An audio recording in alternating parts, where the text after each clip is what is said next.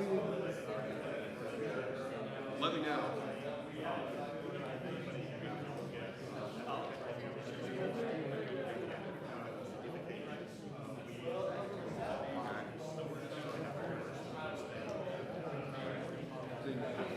Settlement limit to just this one track. Too much stuff. You and others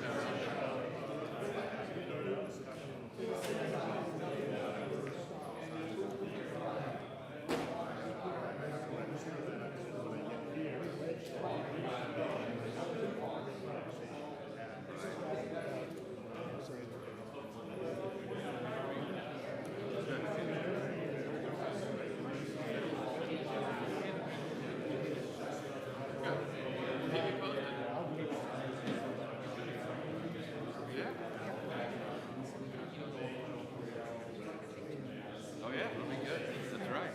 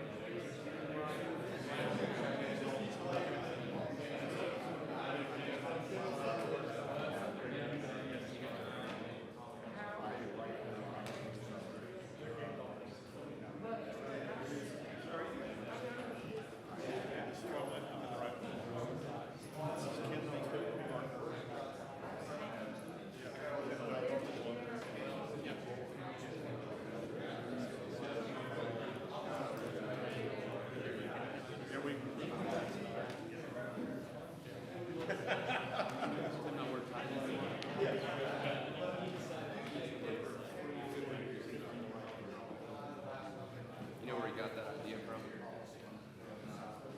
My dad put on Title. We went to a drug hearing in Dewey County.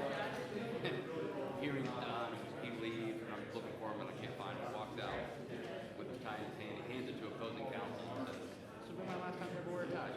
We walked out. Opposing counsel was like, "Thanks." Probably not. He hasn't been tie shopping in 20 years.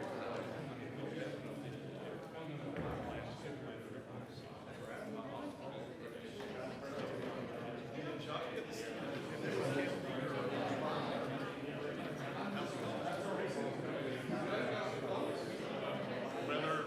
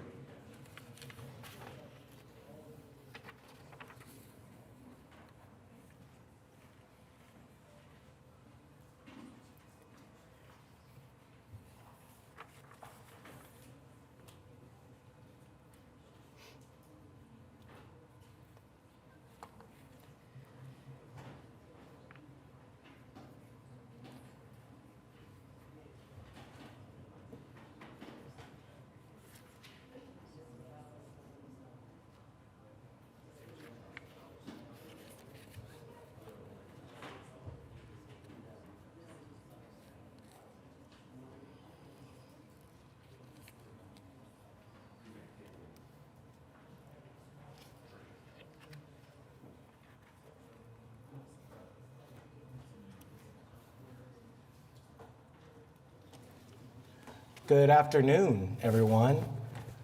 I'm going to hereby call this meeting of the Oklahoma City Planning Commission to order.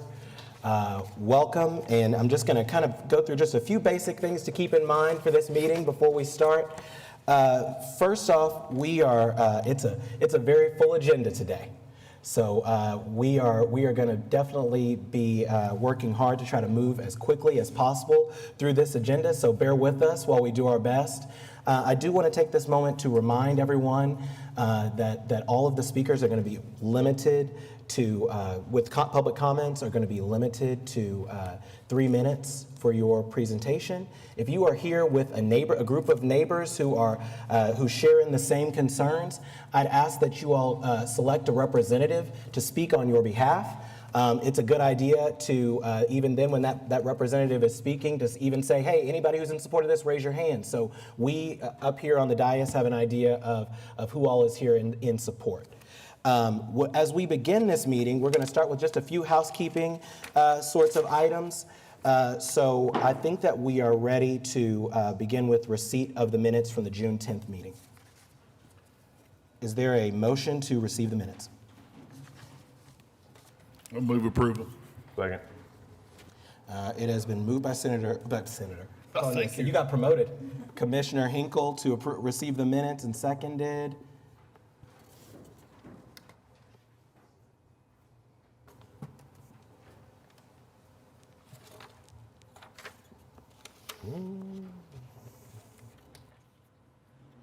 Let's see if it's working.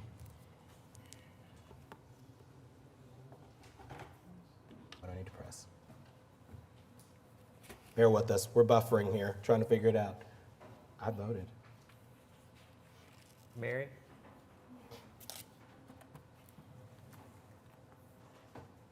Yeah, she's still stuck. Hers won't let her vote. You just want to vote yes? Voice vote? Yeah, but we can just take a voice vote. Well, Commissioner Coffey, how do you vote? Mary, say yes. You can just voice vote.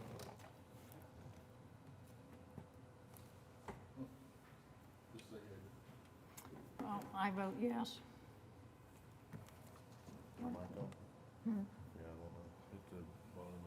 Okay, and we have received the minutes. We are now on to continuance requests. We're going to begin with the uncontested requests for continuance. Mr. Butler, would you mind reading the list of uncontested continuance requests?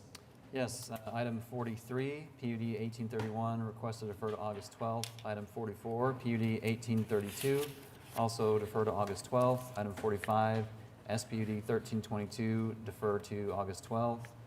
Item 46, case PC 10741, defer to August 12th. Item 47, SPUD 1217, defer to August 26th. Item 48, PUD 1786, defer to September 9th.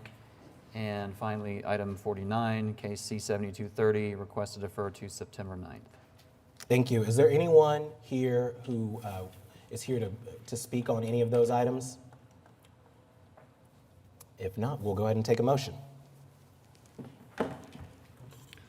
Mr. Chairman, I would move approval of the continuance request as read.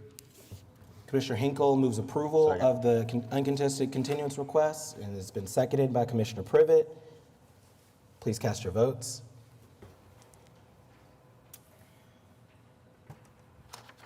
Commissioner Coffey, did we get you up and running? I vote yes. No. Commissioner Coffey votes yes. Close out totally. And the Close out your uncontested continuance requests are granted. We're now on to new continuance requests. Mr. Butler, would you mind reading those new requests? Yes, item 30, case DA 26477, defer to August 12th. Yeah, we'll see. Item 35, SPUD 1327, defer to August 12th. Item 39, PC 10738, defer to August 12th. And item 41, case C 7310, defer to August 12th. Great. Is there anyone here to speak on any of those items? Anybody in the audience for that? If not, I'll take a motion. I'll Mr. move Chair. to approve continuances as read. The motion is to approve the continuances as read. It's been seconded by Commissioner Highsmith. Please cast your votes. There you go. That's it, Commissioner Coffey, how do you vote? You can vote. Yay. Oh, you're up and running now? Great. I voted. Who are we missing? Asa, did you vote? There we go. And the motion passes. We are now on to our consent docket. These are items recommended for approval by the staff and will be voted on as a group unless members of the commission or the audience request individual action on these items. If any items are pulled from the consent docket, they will be heard as the first item under items requiring separate vote. Is there a motion to approve the consent docket? I guess I should ask before that. Is there anyone here wishing to be heard on any of those items on the consent docket? Yes, we can go ahead and read through those. Oh, go ahead. Mr. Butler, would you please read the list of items for the consent docket? Yes, item 1, CE 1052, application to close an existing east-west unimproved portion of Southwest 164th Street. Item 2, case ED 232, application to dedicate Southeast 104th Street to the public located north of Southeast 119th Street and west of South Harrow Road. Item 3, PC 10745, application to rezone 6101 North Santa Fe Avenue from O2 to C3. Item 4, PC 10746, application to rezone 10104 Broadway Extension from R1 to O2. Item 5, C7315, final plat of Greystone, located west of South Pennsylvania Avenue and south of Southwest 89th. Item 6, C7316, final plat of Mar-a-Lago, Section 3, located south of Northwest 23rd Street and east of North Mustang Road. Item 7, case C7317, final plat of the Homestead at Horn Valley, Section 4, located north of Northwest 23rd Street and east of North Sarah Road. Item 8, case C7318, final plat of Castleberry West Addition, Section 1, located north of Northwest 192nd Street and west of North May Avenue. Item 9, C7319, final plat of Twin Oaks Canyon Phase 3, located west of North County Line Road and south of West Wilshire Boulevard. Item 10, case 7320, final plat of Country Club Plaza, Section 2, located south of West Memorial Road and east of North May Avenue. Item 11, case C7322, final plat of Highland Point Office Park, located south of West Memorial Road and east of North May Avenue. Item 12, case 7326, final plat of Mayfair Village, located south of Northwest 50th Street and east of North May Avenue. Item 13, case C 7329, preliminary plat of Santa Fe North Industrial Park, located south of Northeast 150th Street and east of Santa Fe Avenue.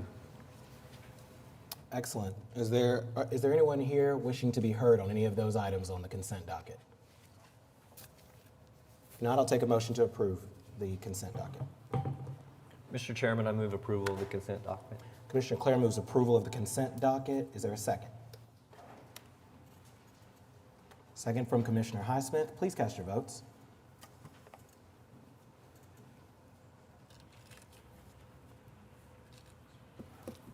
Excellent. And the consent docket has been approved. We are now on to the items requiring separate vote. The first will be item 14, SPUD 1326. Mr. Butler? This is an application to rezone 4 East Reno Avenue from PUD 692 to SPUD 1326. Is the applicant present? I don't think we can hear you, Tim.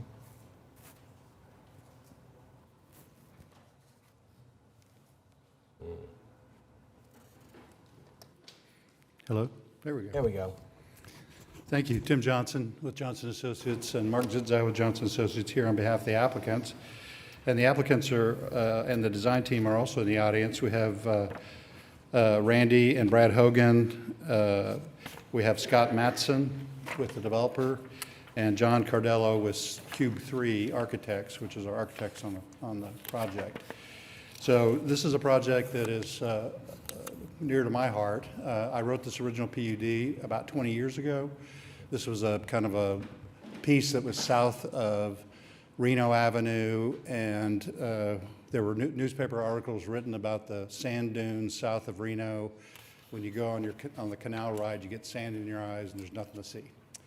And here we are 20 years later, and this is developed into one of the highlights of the Bricktown area, known as by the locals as Lower Bricktown, containing Harkins and many other amenities down there. So this is a surface parking lot that's been there as a holding place for these years, and we now have a very exciting development that's going to be proposed to you today. To achieve this development as planned, we could have done it under the original PUD, except for we have a residential use that needs to be taller than the 140 feet that was originally permitted in the Bricktown transitional area, and that code doesn't exist anymore. And that was 140 feet. So we want to be at 300 feet. That's the only reason we're here. And so we have a very brief presentation that Mark Zitzau is going to make, and then I'll come back and respond.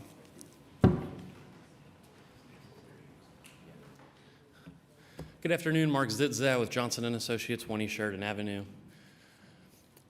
If you could go to the next slide. Thank you. Here is an artist rendering of the proposed property. To the kind of the bottom right of the screen would be Reno Avenue. Oklahoma Avenue would be on the left side of the screen. As Tim mentions, what is being proposed are 2 hotel towers up along Reno Avenue, and then a residential tower on the south. If you could go to the next slide. The concept here is going to be focused around this lagoon and water amenity, and they will all kind of have interaction with that as well as with the street. If you go to the next slide. One more. So this is the site plan. Tower Hotel A, which is Tower 2, is 220 rooms. Tower 3 is 174 rooms. And then Tower 1 is going to be 150 units of residential condos. If you go to the next slide. So I think when this project became public, there was a lot of conversation about parking in Bricktown and parking in the general downtown area.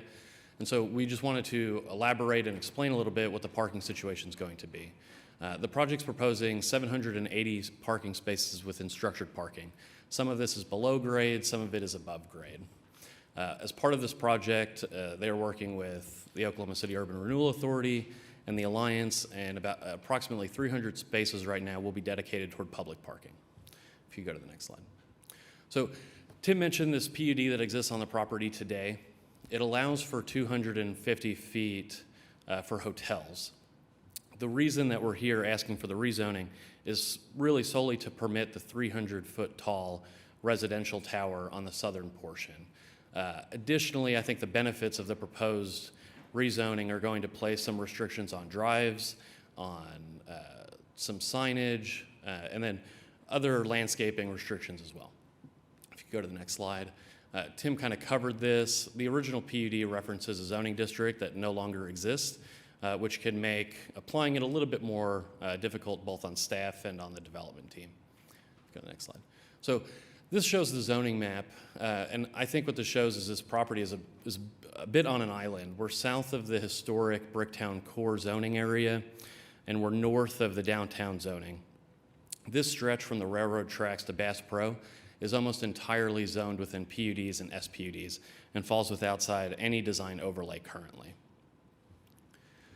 We believe this is supported by Plan OKC, which staff, I think, references in the staff report. We're providing mixed uses, high density in the urban high land use typology area. We looked at Plan OKC, and then we started looking at what other plans were on the books for this area that might affect this site. One of them was the Downtown Framework Plan. This area was specifically excluded from the historic Bricktown category, and the downtown noted as a special designation. If you go to the next. Here's another map from the Downtown Framework Plan. There were no guidelines in terms of height restrictions or lot coverage. We believe that this site is going to act as a transitional buffer between downtown and Bricktown. Last year, the city underwent a parking study within downtown. If you could go to the next slide. What it found was that a significant portion of the surface parking lots and garages were currently underutilized. If you could go to the next slide. There were several quotes in there specifically related to Bricktown, that surface lots should be considered for infill, and that during non-events, more than half of the facilities were below 30% occupied. And that's including our subject property. If you go to the next slide. 30% occupied for this property would be 151 spaces out of the 500 that exist. This project's proposing 300 public parking spaces, so we feel that there's more than enough to address the parking needs for the property as well as any visitors to the downtown area. Go to the next slide. These are other parking lots and structures within the area. You can see that most of them are underutilized. At the time, the parking study did not take into account the new Omni garage, which has 500 plus parking spaces, some that will be dedicated to the public. If you go to the next slide. One more. The next plan that we looked at was Core to Shore. If you go to the next slide. Within this, you'll see there's kind of a blue outline over the subject property. The rendering here is actually looking out over the property. You could see what was the Ford Center at the time, the U-Haul building. To the south and to the west, they showed structures of significant height, indicating that this was a desire of the city to see this much more intense style of development in this area along the Oklahoma City Boulevard and south of that. And then I'm quickly going to run through some building height examples. These are projects that are listed within the presentation. You can go to the next one. Well, it might be hard to see. There are three kind of ghost buildings in here. Those are the three towers that are proposed. And it shows that it kind of falls in the middle range of height within downtown and Bricktown. We are really catty corner to the Omni, and our height falls directly in line with the new Omni Hotel. You can click this, just zooming up.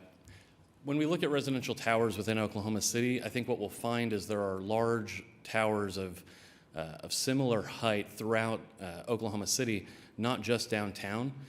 And what it shows is that there are ways to make it compatible with other surrounding areas to be able to be taller, even if a structure next to you may not be the same height. And so this is just showing the Classen Tower, the Tiffany Tower, and then Founders Tower. And then we'll quickly run through these, but these are just some elevations showing downtown's been modeled. The buildings in blue are the proposed towers. This site, you can kind of see, is a step-down transition from the core into Bricktown. And if you could just kind of click through these, please, Cindy. You'll see that we do not believe that these are going to stick out anyway or cause any negative impacts. Just keep going. We did place these over some drone photography so you can get a feel for what it looks like and how it would affect the current skyline. And so this is kind of looking toward downtown. This is looking from Deep Deuce. The most recent project in Bricktown, which would be one of the tallest, is the new Renaissance Hotel just a couple blocks south. This is a view. You could see the Renaissance building in that. It would actually obstruct a majority of the development when coming south into Bricktown. And then this is just some before and after. This is on the rooftop of the Centennial, which is a condo project, which was done by the same developer. And if you go to the next one, you'll see that the way it's been designed, there's a lower portion of retail on the corner. And so the views toward downtown for them are not going to be obstructed. And we think between the street right-of-way and then the surface parking lot for the Centennial and the retail users, it provides a good buffer so that this development won't feel as though it's sitting on top of that project. And you can just kind of click through these. This is looking toward the Omni. One more. This is from the other corner of the rooftop, so you can kind of see the site wraps around the U-Haul building, and that's where access will be taken. This is looking back toward downtown, the Rock Plow building. And these are just some cross-sections of the proposed towers. Part of the reasoning for the height is to get these structures up over the railroad tracks so that we don't have units or hotel rooms facing directly onto the side of the tract. So the two hotels will have lobby and amenity areas on the first two floors before the rooms. The residential tower will have parking one level below grade and then 5 above. And then the tower the footprint of it reduces in size as it goes up to the residential units. And so I think in a quick summary, in looking at the reports and the studies that have been published by the city, this area truly does seem to be a bit on an island and a bit unique in that it was never really captured by design review. It was not reviewed specifically as Bricktown within the downtown framework plan and was included in Court Shore, which was anticipating this level and scale of development. So there's a quick summary slide of the SPUD. I'm going to turn it back over to Tim. He's going to run through the TEs. We did submit responses and proposed TEs before this meeting, and I will go ahead and hand those out so you have them. Should be a little easier to track them as we go through. You know how we love to come up here and say there are no TEs and recommend your approval. In this case, we couldn't. And to staff's credit, they wanted to have this as part of the DDRC, and our developer has determined that we cannot afford to do that. We are under his development agreement, which is some 20-plus years old, but it still holds. He is required to meet very stringent guidelines through the Oklahoma City Urban Renewal Authority. They will have a third-party architectural firm do the review, as they have on all the buildings that are there today, including the Bass Pro. And so we think that most of these comments, these TEs, are a result of the fact we couldn't come under that requirement. So I'm going to try to run through these quickly. We printed these up for you in case I stutter or stumble or somebody doesn't understand. But effectively, we would like these to be part of the record. So starting off on the good side, we have TEs that we agreed to, and it's TE4. They wanted us to change 2 paragraphs. We took them out. And then TEs we would like to strike is TEs 1, 3, 5, and 7. And we have written the reasons why we cannot agree to those. Most of that has to do with the additional design review that the developer will have to go through, as well as some of the requested setbacks, such as number 7, they wanted an 80-foot height restriction within 150 foot of the center line of Reno. That would literally kill the 2 hotels. So we cannot agree to that. And then TEs we'd like to amend is 2, 4, 8, 9, and 10. And for the record, number 2, if the base zoning has not changed to DBD and all DB uses allowed, delete the following use unit classifications: eating establishments, fast food, drive-through, order window. Further restrict uses to pickup windows such as coffee, spectator sports, entertainment, high impact. and custom manufacturing light industrial. We propose to change that TE and basically are agreeing to most of it with an exception. We're going to remove the following uses, those that I read: eating establishments, fast food, drive-through, order window, further restrict the uses in the pickup window such as coffee shops and delis, spectator ports, entertainment, high impact is out, single-family residential, and two-family residential is out, and then amend the following use: light industrial to permit a small microbrewery and keep custom manufacturing. That would allow for like an art in place in one of the hotel lobbies or as part of the residential. It was similar to Skirvin Hotel. They have and similar to City Hall, you have an artist in setting, and that they want that ability to be able to do that. So it'll be restricted by that use.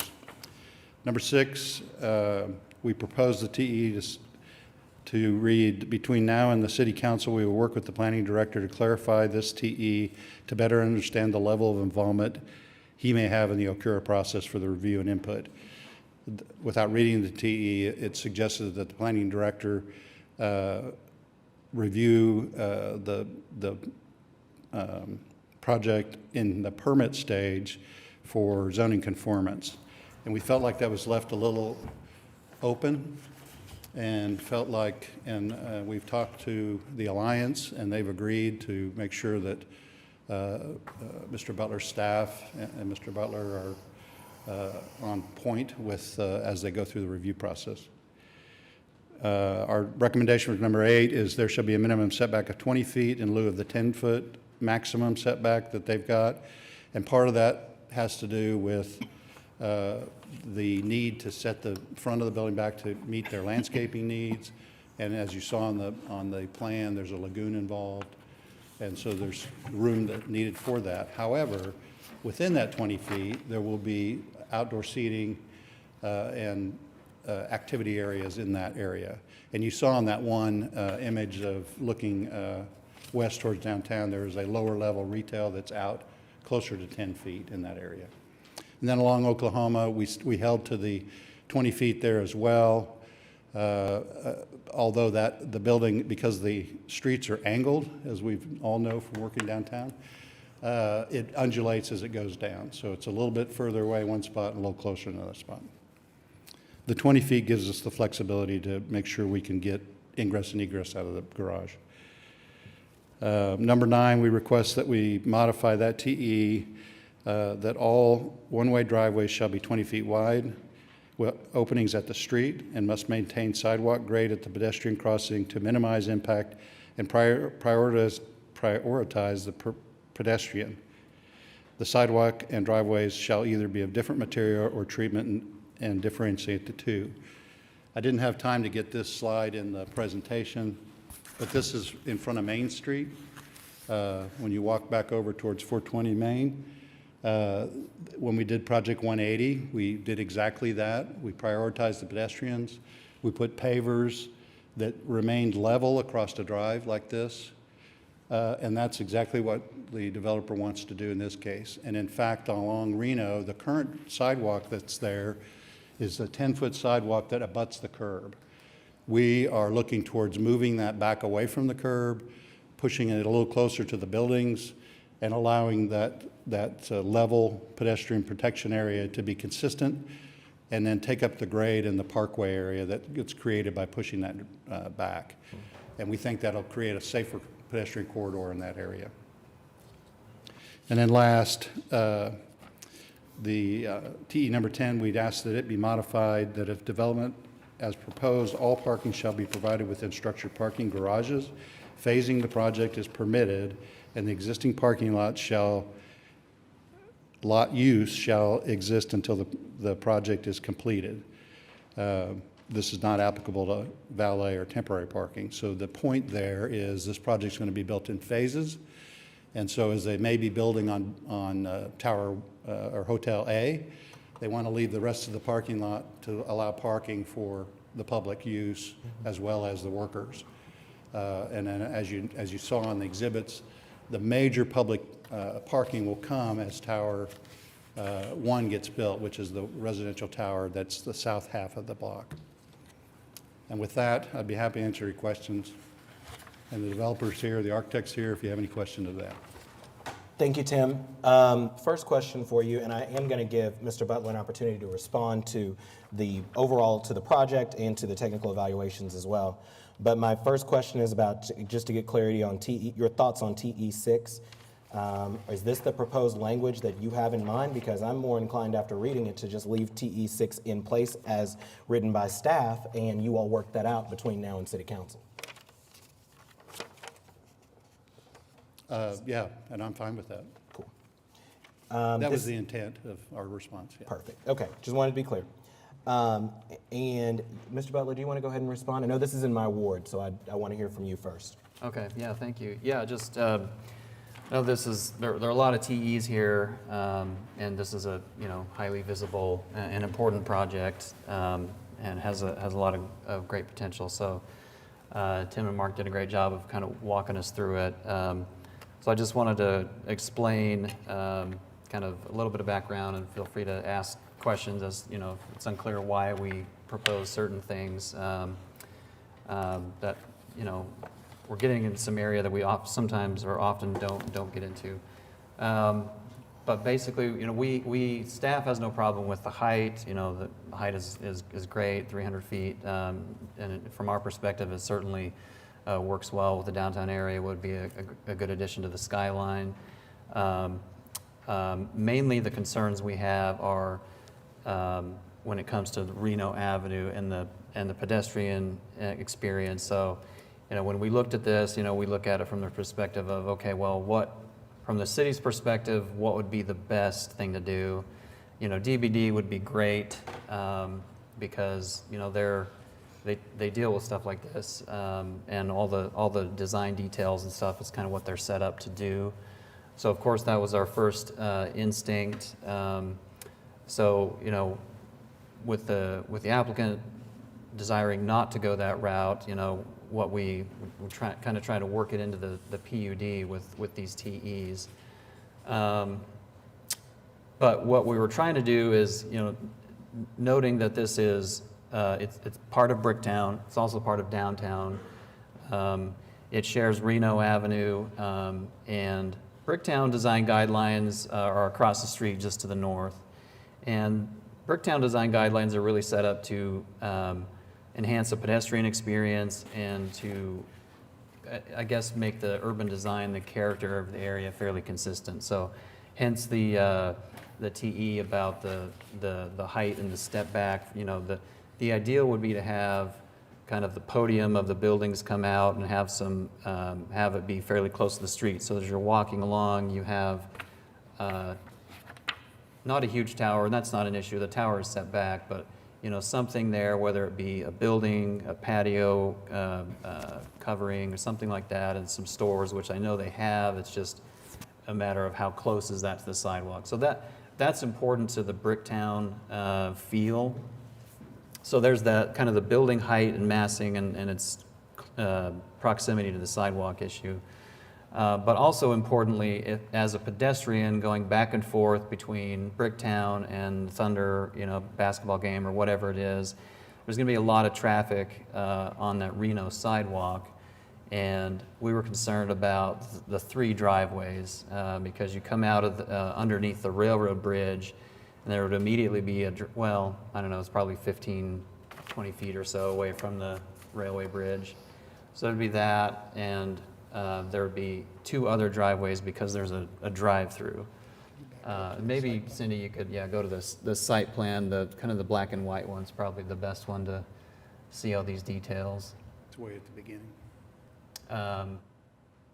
And Tim did mention that they've proposed to reduce the driveway width to 20 feet, which is a definite improvement, because I think they proposed 34 feet or so before. Ideally, we just have the one drive. I know that the reason for the 3 is the hotel drop-off and the drop-off plaza for the condo towers to the south. They want the front door, so to speak, of the condo tower to be to come in off of Reno. And I see the need, or I see the logic in that, but it's, conflicting with the desire to have as much of a pedestrian, safe, and comfortable experience as possible. So that's kind of the reasoning behind our TEs for Reno. Again, like the height, we're fine, that's great. Another reason why we thought DBD would be a good idea is because they are proposing quite a bit of structured parking, which is great. Some of it's underground, but quite a bit of it is above ground. And when you're looking at the design of highly visible buildings, structured parking has the potential to be, things can, that's the one area of a building where you need some extra attention to make sure that it turns out well. So those were our main concerns. I think what Tim was saying about TE 10, I mean, that makes sense to me. We're fine with that. I think TE 5 and 6, that was just a desire to, because this design is and what is normally reviewed to be a little unusual. So the 8th floor typically reviews conformance, but we thought it might be better for planning to do that, or just to have that final sign off, because it would be unusual for them they'd be reviewing things and standards that they wouldn't normally. That's kind of that reason for that unorthodox TE. Happy to answer any other questions about these. That kind of covers the highlights, I guess, in a nutshell. Can you share your thoughts about the freestanding signs, and then allowing the light industrial and custom manufacturing? The uses, I don't really, I think we're okay on that. The freestanding signs, I think they were 20 feet in the MDS. Is that, do you remember, Tim? I thought we backed them down to, are they 20? I'm sorry, they're 20. 20. There aren't a lot of freestanding signs. It just doesn't seem, there are a few examples around downtown, but few. We just felt like, that's something that doesn't really, it's more a suburban character, didn't seem to fit, doesn't really fit Bricktown or downtown. So we propose that they just be eliminated. At the least, we would hope that they would be reduced in size. So that's kind of, that was our thinking on the signage. Any other questions from commissioners about the TEs? Go ahead, Commissioner Highsmith. On the signage, Tim, you'd mentioned, and I'm reading the note again, right? I mean, the signage code doesn't get into enough detail about the differences, I feel like, on freestanding signs, especially when, in regards to the character of the freestanding signs that like a Devon or a Myriad Gardens has, which is clearly what you guys are delineating and speaking towards, at least in this response. Yes.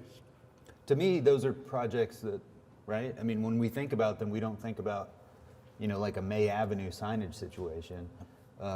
And so assuming that we do get something that would match the character of a Devon or a Myriad Gardens, Scissortail Park, I mean, I can't imagine having an issue with that.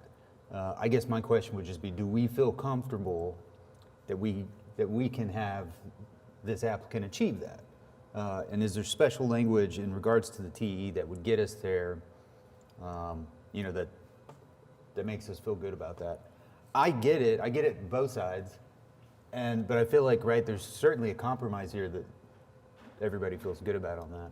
Yeah, I would agree with that. I think, and if we leave TE 6 as it is, that will, obviously, the planning department would have the direct review of the conformity, and I think to bring it into perspective with the signs that we reference in our response, I think those are all probably 6 to 8 feet high, not 20 feet high. So we obviously would evaluate that so that we can be called in conformance.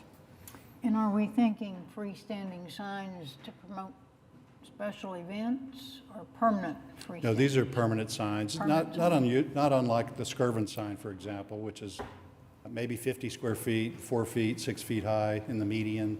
Devon's signage is probably 6 feet high, probably 100 square feet. I think we're okay restricting it to 100 square feet. I think depending on the look that the architect ends up at the end may affect the height. Then if there's some magic strata we want to pick, we can talk about that and say no greater than X feet high. So I mean, for monuments, right, our height is 8. Typically, yeah, that's what the commission's typical has been in the past, yeah. I mean, is that a safe number from the city's perspective, or? Yeah, eight is more, you know, if you're driving along there just at a reasonable speed, then you're going to see that, and it's also something that's not going to, you know, be out of the pedestrian scale, so to speak. So, Is that? yeah, I think pedestrian scale is important, and the architect agrees that 8 feet and 100 square feet would be acceptable. And then can do make we that change. need to say anything about materials? I mean, when I think of those signs, I mean, they're kind of higher end materials. They more relate to the building, you know. Yeah, so and that's what you'd expect here, that the design would be. yeah, predominantly the materials the Yes. same as the building. I can't imagine that as much money as they're going to spend on this, that they're going to come through with an EFS sign. Oh, yeah. EFS, real front quick, lit. I guess if I might make my comments generally, just real Please. quick, if that's okay. For me, like, I get both sides, but you know, in talking with the applicant and reviewing the project, this is one of those where it seems like, right, the planning commission and planning generally is either proactive or reactive. I think in particular in this situation, this was probably a blind spot to some degree, because, right, I mean, it really is a unique special designation, and this seems to be very reactive and like wishing that we had gotten it maybe in one of those other design districts. But unfortunately, I mean, there's been significant work done on this. And to me, to retroactively or reactively come in and ask for things that are legitimate project killers, that's just, it's a little bit too tough. You know, if we had a lot of this on the books prior and they were coming in and asking to get out of it, knowing that it had been there, that'd be a different thing to me. So I'm at least of the opinion today that, you know, holding final judgment for any comments, but that this seems reasonable. A lot of what the requests are made by the design team, at least, to me. Mr. Chairman, if I could, I'd like to respond. We didn't explain the driveway situation thoroughly enough, and I don't have a pointer, so I'm going to depend on Miss Cindy. Up in the upper right-hand corner, there's a dashed box just south of Reno, upper left-hand corner. Sorry, my other right. Yeah, down a little bit more, right there. So that big box is the power for the modern streetcar that runs east-west on Reno. OG&E requires that there be a hard surface next to that equipment. Currently, they have that through access off of Reno on a paved surface into the parking lot. And that's part of their easement that they were granted as part of this deal. So number one, our first driveway has to be within 5 feet of their accessibility to that equipment. So that's why the architect has placed that driveway that only serves the residential condo isolated in that area. And to not mix the vehicles for hotel transient use with the permanent residents, he moved the one-way in, one-way out drive more to the east. One of the comments was to line up with the drive across the street, but again, it serves a surface parking lot. We don't know what that drive's going to look like in the future. We're hoping that this project will drive that project to use its higher and better use. By reducing the drive minimum width to 20 feet, we can still meet the fire department's regulations. And then they'll widen the drive as it approaches the hotel drop-off, so you get the dual lanes as you see in most valet or hotel drop-offs. We feel like that's the least impact we can do on Reno. And then by pulling the sidewalk back and creating this pedestrian security area, creating a safe zone really for the pedestrians, we think that achieves what the staff is looking for, and they're concerned with regard to the pedestrian traffic coming under the railroad bridge. And I will say, having been in Bricktown for nearly 30 years, At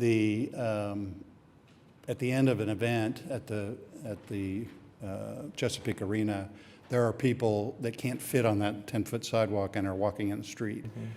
By pulling that sidewalk back, it'll require people to spread out and stay on the sidewalk and not actually take advantage of the street and curb and block the street basically from drivers. So I apologize that didn't get in the presentation. So any other questions? Tim, I got a question, Yes, sir. and I'm just trying to keep you from coming back here later. If you're gonna have a drive for the residents and a drive for the hotel, how are drivers gonna delineate where to turn in if you only have one sign?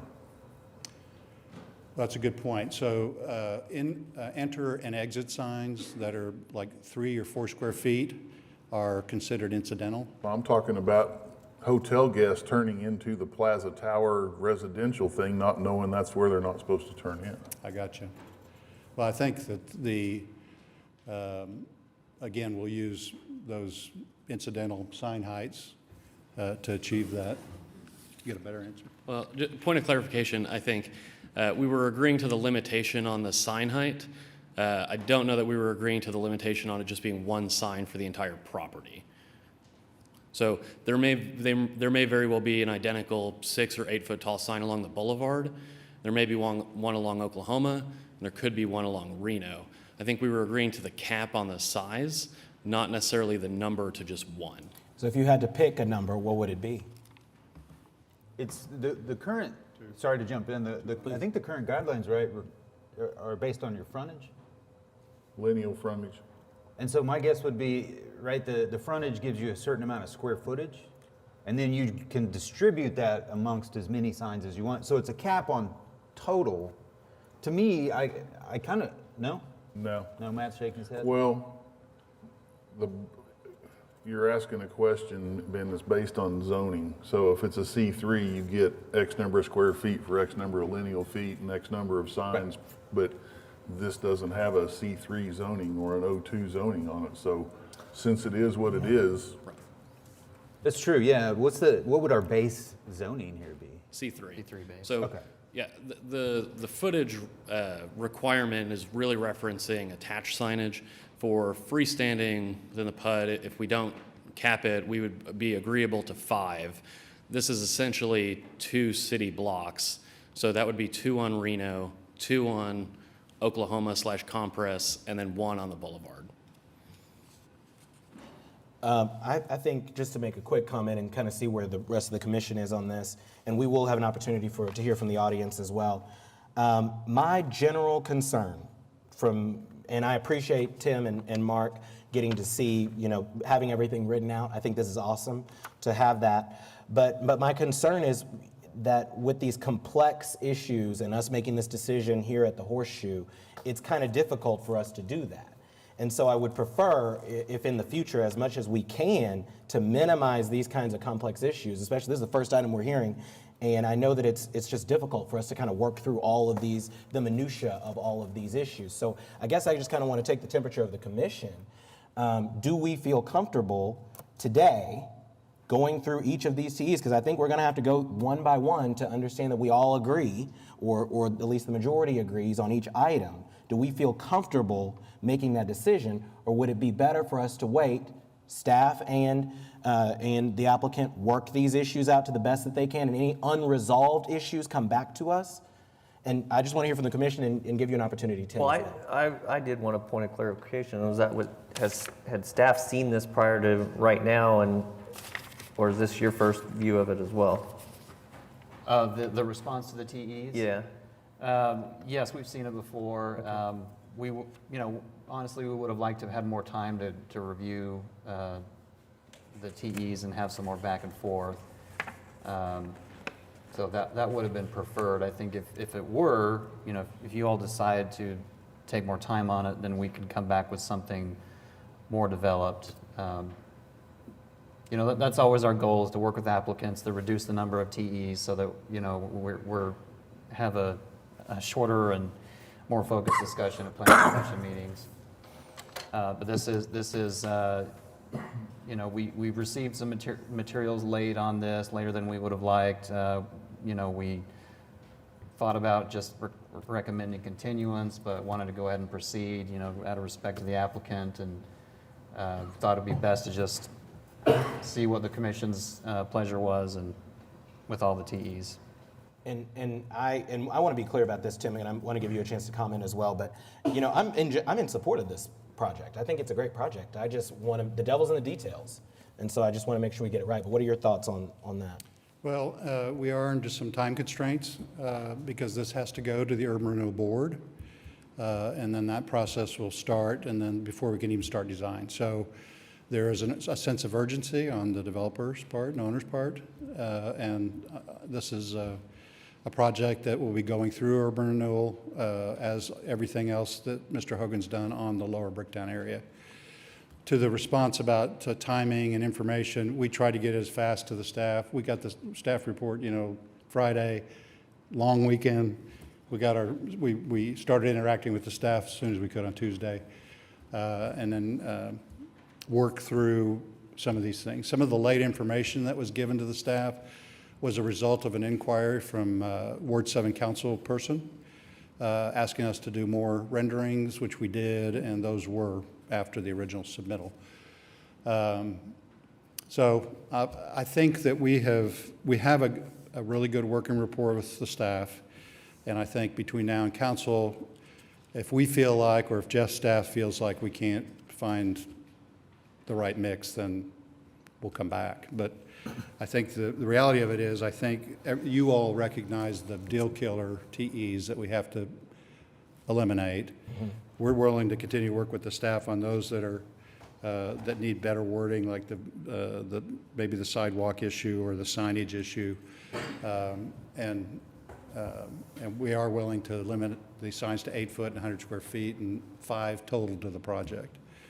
That can go in the record. So I think I'm inclined to agree with that. The compromise position would be the TEs that we think are the most, that we can agree that we want to strike. Let's go ahead and do that. Otherwise, let's leave them in place and allow the negotiation to continue, given the urgency. What do you all think about that? Is that what you're suggesting, Tim? That's what I thought I heard. So you guys would accept a continuance if we struck the deal killers today? No. No. It would still go to city council. You're still Right. asking for a vote, We're going to right? continue to work with the staff. Yeah, between okay. now and council. Okay, I just want to, I was. So I'm suggesting the staff's language, staff's TEs remain in place except for the ones that there is consensus among us to get rid of them, given the sense of urgency of moving this project forward. And then that is an incentive for the applicant to continue to negotiate up until it goes to city council. But I do hate the precedent of us sending an intentionally incomplete product to the city council, though.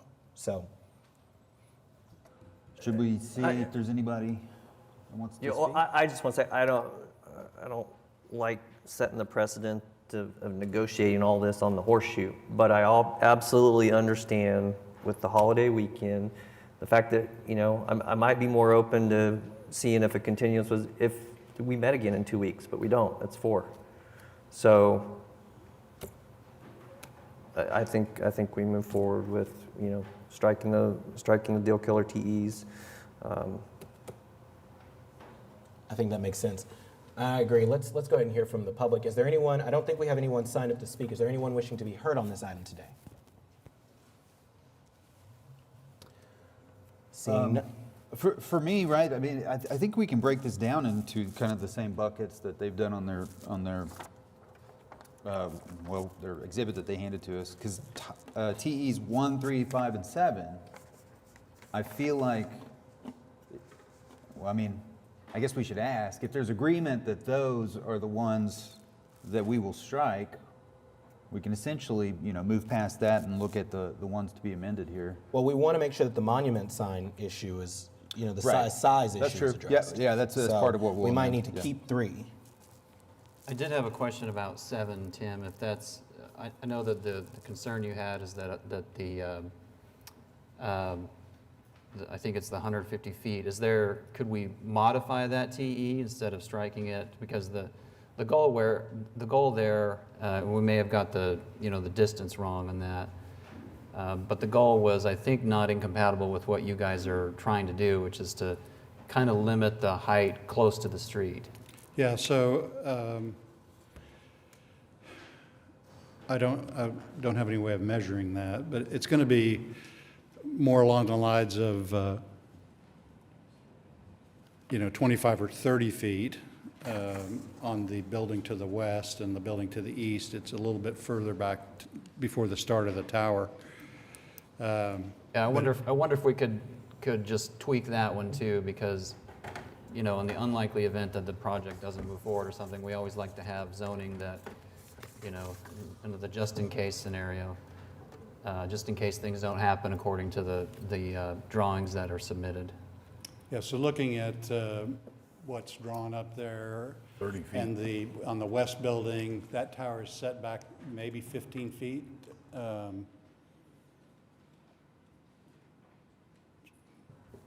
We can also do from this reads the center line of Reno. We could measure it from the the property curb line. line or property line. Yeah, that would Reno is a big right-of-way, but it's still, if you struck the line, it would line up with that dash line that goes through the East Hotel.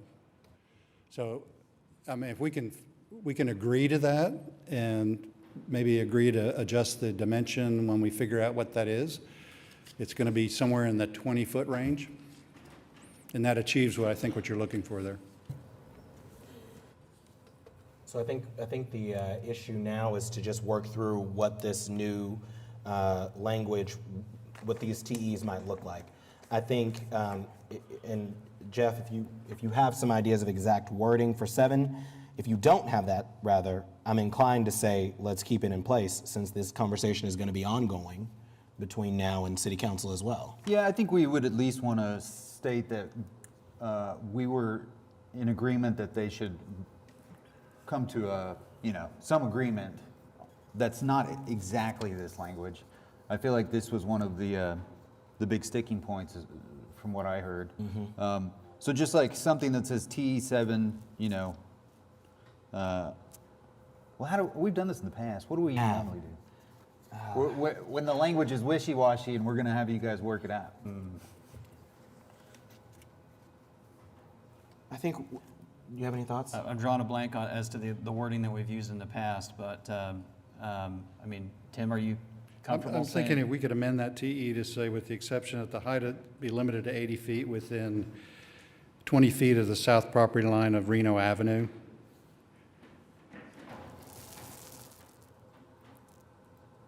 I think that's just the setback, though. I think what we're talking about is that you're proposing a 20-foot setback, right? From the property line. From the not- property line. Which would be like 75 or 80 from the center line. So what would the height limitation be within that zone? So once we Well, get I mean, 80 feet's fine, because we'll be below that. 80 feet within what distance? So, because 20 feet of the property line. But 20 feet from the property line is the setback. But we're talking about once you get Oh, I'm sorry. beyond the setback, what's Be limited to 80 the feet. height limit, for your podium, basically? So I think, if I'm understanding the concern, if this project was to go away and another project was to come forward, we're setting a maximum setback. So what we're saying is within that 20 feet within the property line, no structure could be taller than 80 feet. So I think that achieves what you're after, is that within 20 feet of the property line, we can't have a building over 80 feet tall. Well, what we're trying to, the way this reads now is the height will be limited to 80 feet within 150 feet of the center line. So what it's trying to do is it's trying to, so you've got your setback, which is measured 20 feet from the property line, and then you go up, however, your podium for the building, it's trying to set this height. So that's why if we say 20 feet, well, that's just your setback. What we're trying to do is avoid somebody coming and building a tower right there on the street, within 10 or 20 feet of the, having a 300-foot tower right there on the street. And this just gets into Bricktown design, is having a reasonable height right there on the street corridor. And then, towers can be as tall as we want, they're just step back a little bit further. Right. I think this is partially why we were opposed to the TE, and that it's not in the Bricktown design review.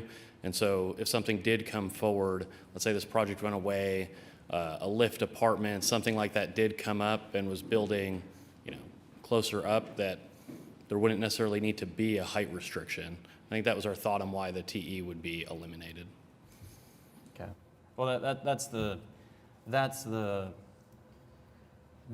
in trying to be consistent with what's around it, that's the reason for the TE. We felt like because it seems consistent with what you guys are already doing, where the tower is set back, how far did you say it was?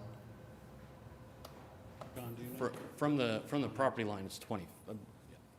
So John Cardello from Cube 3. On the Hotel B, we are 75 feet from the center line of the street to the tower. But I also, on Tower A, we're 105 feet from the center line. But I also want to point out that by the form of the tower that we're presenting, where Hotel A comes to a very delicate point towards the street, there's very little mass that is on Reno Ave. If you look at that frontage, it's essentially the width of top Hotel B, which is the frontage of any height on that street. Other than that, we're giving you a phenomenal plaza there, a lagoon that is going to draw pedestrians not only onto Reno Ave, but into the project. And then you also got to think about the program that's in these buildings. They have the lobby lounges that are open to the public, the rooftop lounges and bars that are open to the public, but also signature restaurants that people can come in and participate in this project and experience the lagoon. So I think looking at just a single metric on how a design could be impacting this isn't looking at the totality of what we're providing here with a great urban plaza at the front, which is a drop-off, that's going to give people ability to come into this building and really participate not only at the street edge, but within this entire development. Yeah, I understand. I may be misunderstanding, and maybe we should show the image, the 3D image, because I may be misunderstanding the design here on one of the towers. Or maybe the rendering, the Yeah, back up to the rendering. Before this, one more before this. So you can see in this, the impact of massing on Reno Ave is actually very minimal. Hotel B, and keep in mind, these hotels, they're difficult to make work. In COVID, many of these uses got destroyed. These buildings want to stack vertically. Having setbacks and recesses within it make these projects even more difficult to make happen.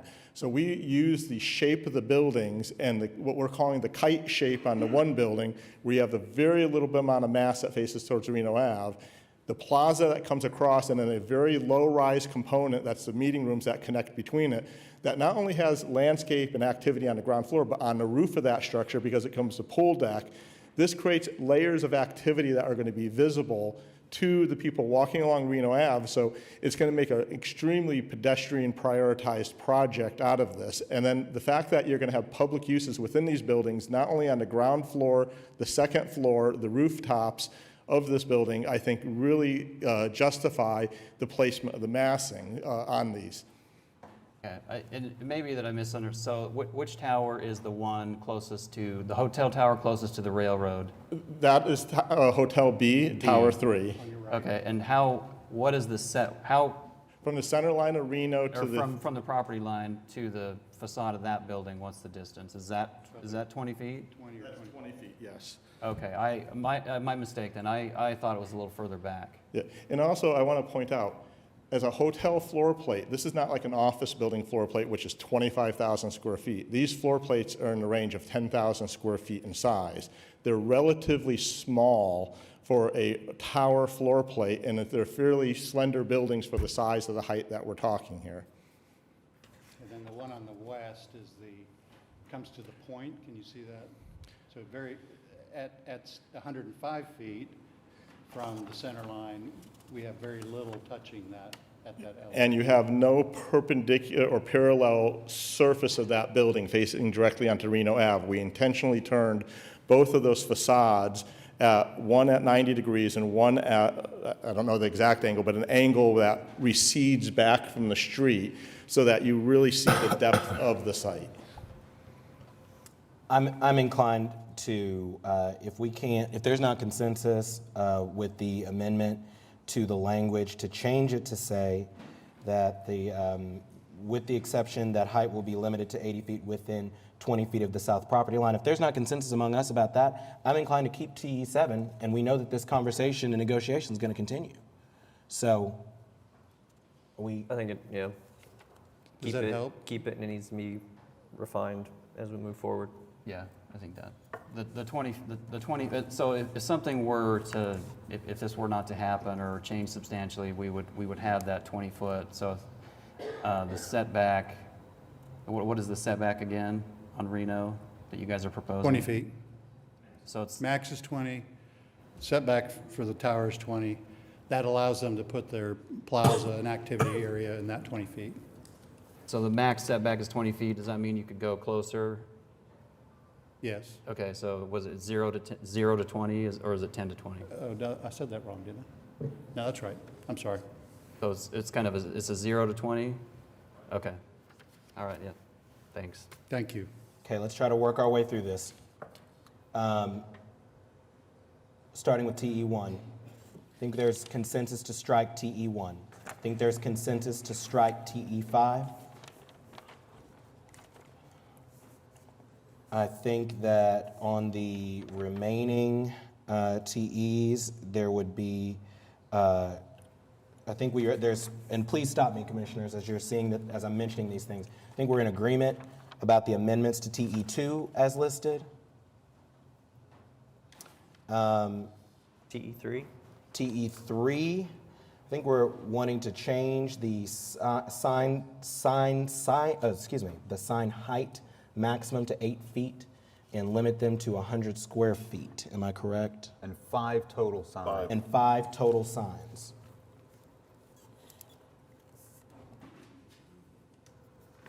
We agree. Besides the ones that I just named, I'm inclined to leave the rest of the existing staff language in place. Is there any other thoughts on that before we try to make this motion here? I thought we were striking 6.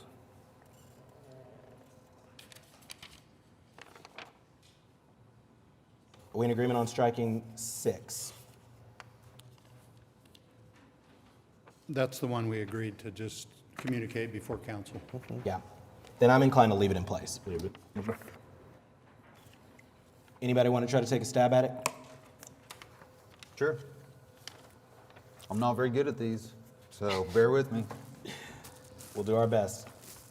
I would make a motion that we recommend approval to City Council on SPUD 1326, subject to TEs.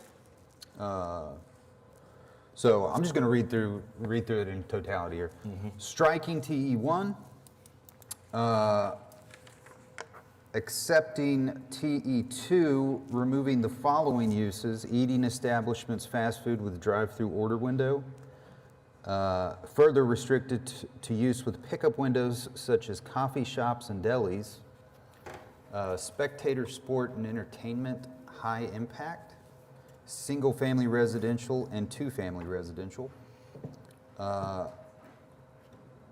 And keeping light industrial to permit a small or microbrewery or an artist in residence being the intent. That's 2, TE3. So amending TE3 so that is a maximum height of 8 foot for signage and 5 total. I think sorry to ask a question in the middle of this. Were we limiting the total square footage, or was that based on the frontage? No, You said 100 we agreed to 100 square foot max. Okay, per and sign. 100 square foot. On TE4 has been accepted, and they have removed the 2 paragraphs. TE5, we are striking. TE6, we are leaving in place, understanding that the design team and staff will work out that language. Same on TE7, we're keeping that in place, understanding that the design team and staff will work out the language between now and City Council. Well, I think there was agreement that we could modify that to, with the wording that with the exception that height will be limited to 80 feet within 20 feet of the south property line. That's correct. What he said? And TE 8, 9, and 10, we are leaving in place? Excellent. Or are we accepting the amendments? We didn't really talk about those. I think we're leaving it in place. And, Okay. and those negotiations will continue. As stated. I'll second. Excellent. I think that was a great That's motion. my motion. Couldn't have done it better myself. Well, excuse me, on 10, we did modify, we would like to clarify that to you, and we can work with the staff. We just want to make sure the parking can remain during the phasing. Yeah, yeah. I think we're okay striking that one if, Okay, I'm striking. going to modify the TE10. motion to strike TE 10. if it's your desire. I mean, Yes. yeah. So desired. Motion has been made. Is there a second? I think you need to, You hit the button, Asa? yeah. The button on the screen, Yeah, hold on. the move button.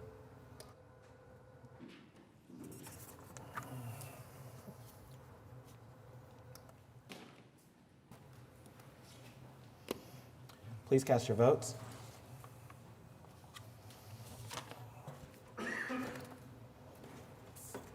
Thank you very much, and thank you for your patience in working with us today. Thanks, Tim. All right, an hour and 14 minutes to get through the first one. We only got 40 more to go. A great first meeting for me here. I think we're now ready to consider item 15, SPUD 1323. Mr. Butler. This is an application to rezone 2835 Southeast 59th Street from R1 to SPUD 1323. Yeah, good afternoon, David Box, 522 Colcord Drive. This is an SPUD that would allow for a Dollar General along 59th Street, just west of Bryant. I'm happy to report that despite the holiday weekend, this report is coming to you with no technical evaluations, and staff does recommend approval. So I'd be happy to answer any questions, and we would ask for your approval. Thank you. Are there, let's start, this is in Ward 4. Yep. I'd like to start by adding a technical evaluation, too. No, I didn't see any issues with this project. I met with them yesterday. The screening seems sufficient next to the residential, so I'm good with it. Excellent. Any other questions from commissioners? I just want to add for the commissioner of Chairman Craven, who I know is watching from home, that we did discuss the 50-foot dumpster separation. The best they can do is 44 and a half feet. So we're good with that. Great. I know he's proud. Any other questions from commissioners? Is there anyone in the public wishing to be heard on this item? Seeing none, I think we're ready for a motion, Commissioner Privet. I move to approve case number 1323. Motion's been made to recommend to City Council approval of SPUD 1323. Is there a second? Second from Commissioner Clare. Please cast your votes.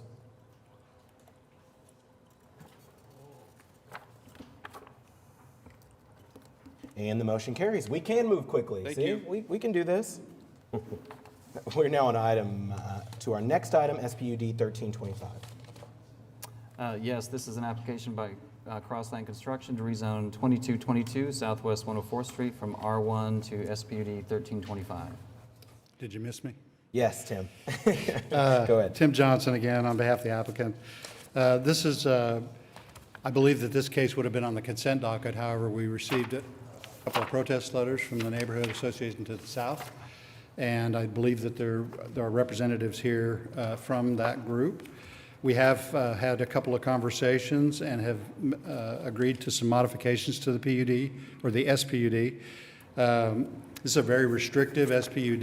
It's basically R1-based zoning is what we're asking to change the PUD to, and we're going to remove office, library services, and low-impact institutional from the document that is before you, thereby restricting it to basically a single-use SPUD for a daycare center.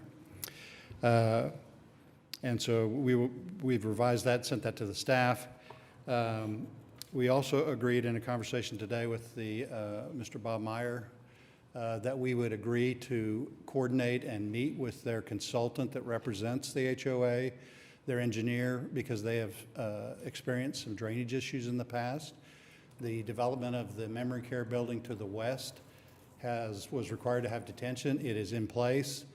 It drains onto a dead-end street, and they feel like it should all drain east. So we have agreed to meet with them, do our research with Public Works, and make sure that they're satisfied before our plans get approved. And hopefully you inform them that that is not something that we can stipulate. No, we told them that, yeah. All right. I told them I'd make it of the record. So I don't know if they want to be heard, but I'll be happy answering questions. Let's begin with Commissioner Hinkle and your thoughts. I'm real familiar with this area. It used to be the Reverend Daniel Schaefer's house. Over the years, it had an application to put a grocery store there that didn't fit. The memory care center to me fit. This is a great fit. 104th right there is a commercial corridor, like it or not, and it's going to develop and at something. And I would think a child care center in your backyard would be better than a Arby's. Nothing against Arby's. So I don't have any issues with this, but I'll be interested to hear what the public has to say. Any questions from commissioners about this item? And I think we're ready to hear from the public. We have a number of people signed up to speak. First, Barry Woods. I think I'd like Bob Meyer to go first. That'd be all right. That's fine. Go ahead, Mr. Meyer. Thank you, and I'm Bob Meyer, and I'm representing the HOA, of which some of the homeowners are here also today. But I think most of the issues are combined, and we have come to an agreement that we're going to consult with them, or they're going to consult with us regarding the drainage issues in here. We don't have a problem with this type of use on this property as long as it stays residential as it originally was planned to be. But there are significant drainage problems at 104th and Penn on the south side. And whatever happens in there affects those drainage issues, and it's a big problem. It's been there for a long time, and we're still working on it. So we will work with them, and we appreciate that. So do you have any questions of us? Yeah, so you all are happy with the removal of the library services use unit and the low impact institutional? Correct. Yes, we asked that they be removed, and they are, so. Excellent. Perfect. Thank you. No other issues with this? That we've got the drainage issue, which has to be addressed, but that's it. Well, I understand what you're doing on the approving the SPUD as a zoning issue, and that doesn't really address the drainage. So, thank you. Excellent. All right, I think we have Adrian Burkett.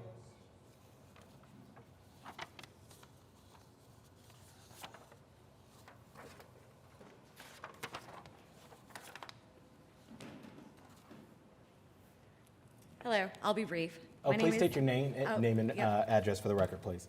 My name is Adrienne Burchett. I'm a homeowner in Kingswood at 2101 Tuddington. I submitted comments on July 2nd to the commission via email and just wanted to refer to those today. I appreciate that Johnson Associates has been discussing with Bob Meyer our concerns. And I just wanted to state for the record that I do look forward to having our engineer work with them to ensure that our drainage issues are addressed, because they are significant. I've lived there since 2013. I've seen flooding, not just water inundation, but flooding, water overtopping curbing, not just at the creek, but throughout the neighborhood. And it is a significant concern, which causes significant erosion in the creek throughout the neighborhood, which we enjoy, and we love our green belts, but it needs to be addressed. And it's just seems to have been kicked down the road. So thank you for the opportunity to comment. Thank you, Ms. Burchett. And now I believe we're on to Mr. Woods.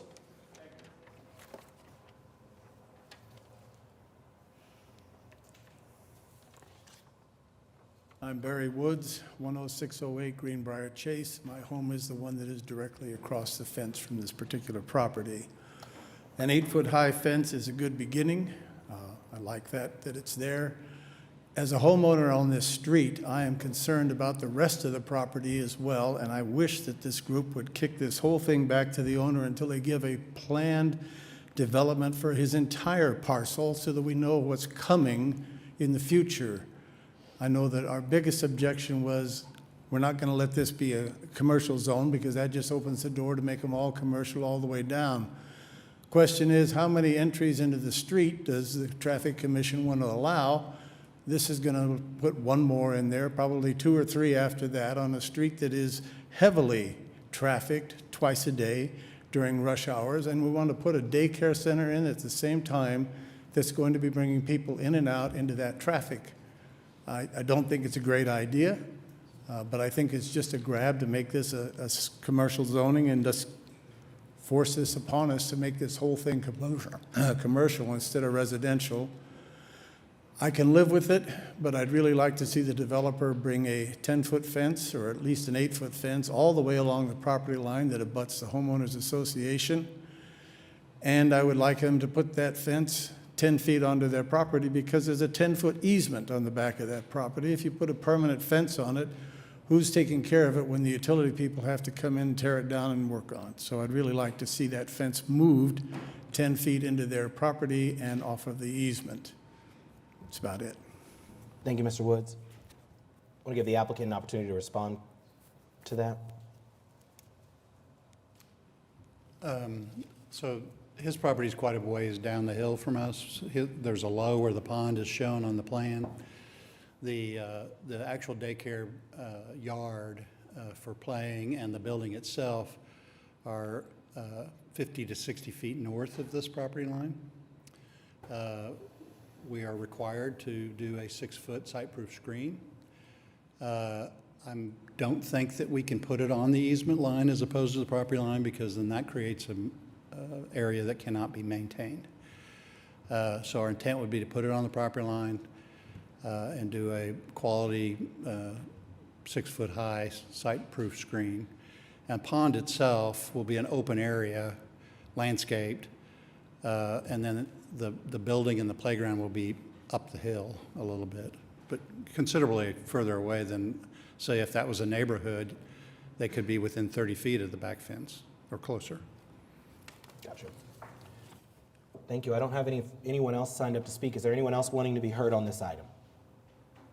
Seeing none, it's time for a discussion among commissioners. Commissioner Hinkle, any thoughts after those comments? No, sir. Anyone else? I think we're ready. Move approval on SPUD 1325.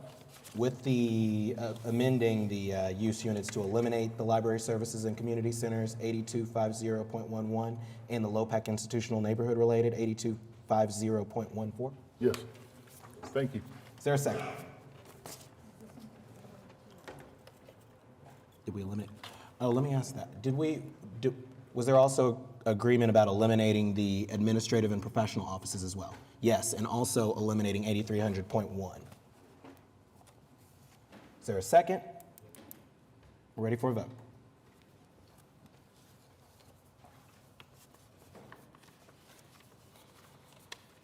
And the motion passes. Thank you. We're now ready for, if I can get the right page. We are ready for item 17, SPUD 1329. This is an application to rezone 1742 Northwest 10th Street from R2 to SPUD 1329. Is the applicant present? Yes, Charles Allen, Allen Engineering, address 1601 Southwest 89th Street. Jeff Struble, the owner of the property, is also here this afternoon answering questions. This is an existing, I guess, non-conforming site, has an existing building on the site that's going to be renovated.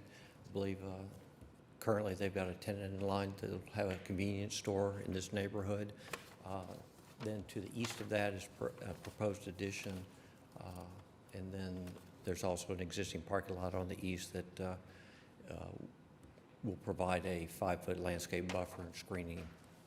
The actual parking lot will have to be saw cut to provide the 5-foot. Sorry to drag this on, but we would like to discuss the TE of let me read that. The alley shall be paved to the east property line. I guess we'd like to kind of maybe define what you mean by paved, whether that's, it's got some potholes, it's kind of in disrepair, filling the potholes and doing a 2-inch asphalt overlay, or is this, or are we talking a total removal and replacement, submittal of, construction plans through Public Works and so forth? I believe Jeff Strubel's also had some other sites in the Plaza District that he's developed where he's applied for a revocable permit and concreted those alleys. So I guess kind of looking for which direction I think what there's is meant by paved. Aren't there city standards for alleys? Isn't that just something that's a given? Yes, there are, but they could pave it to something substandard with the revocable permit. If they got that approved. I mean, you'd have to seek a revocable as well, I guess. Right. Yeah. So if And you guys that are would happy go to through do Public that. Works as well. Right. So. I mean, I wouldn't have them. Well, you're taking access from you're using that for ingress or egress, the alley? The only thing that's going to be, well, we've got a dumpster back there that's going to be incorporated into the addition, so it's just for trash pickup. Okay, so you'll have trash trucks back there. Yeah. So by then, by And city. they're currently, I mean, that's where the trash truck's Yeah, going now. so by city standard, I mean, that would be heavy-duty paving. Well, the standard's a 6-inch concrete for an alley. My guess is if they seek revocable, they can work that out with the city then. It just seems like if you guys are going to seek revocable, it takes the issue off our plate. I'm not even sure if we have anything to talk about today, right? Wouldn't we just...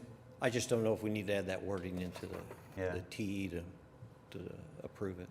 I think don't you agree, JJ? Wouldn't you say if they're going to seek revocable, then we can leave the TE in place, assuming that they're going to seek a revocable to change the paving? I would think so, yeah. You could either pave it to city standard or some other standard with a revocable permit. Okay. Does that sound right? Sounds right. Okay. Just wanted to go on record. Absolutely. This is in Ward 6. Commissioner Highsmith? I've had discussions with them. To me, it seems, I'm happy with it. It's making use of an existing building that's had a little bit of a rough history, at least since I've lived in the city. I drive past, that area a lot, and it'll just be nice to see some improvements on the south side of 10th, and hopefully let this be, a harbinger of things to come down there. But I mean, unless anybody else has any comments, I'd be prepared to make a motion. Just a few questions from me then about some of the use units, particularly the eating establishment with the drive-through order window. I think, well, you've got apartments right behind you. You've got R2 next to you. Any concerns as far as staff with the drive-through window and the volume of that? Any other thoughts on that from commissioners? Staff too? I think No issue. Then my next question is about the spectator sports and entertainment. And what's allowed, and I know that that's spectator sports and entertainment restricted. Does that, obviously I'm assuming that's participant, recreation, entertainment indoor. It specifically would ensure that those things happen indoors, but this spectator sports and entertainment, it would be open. Are any concerns about issues with the residences behind this? What is the purpose or what is the intent?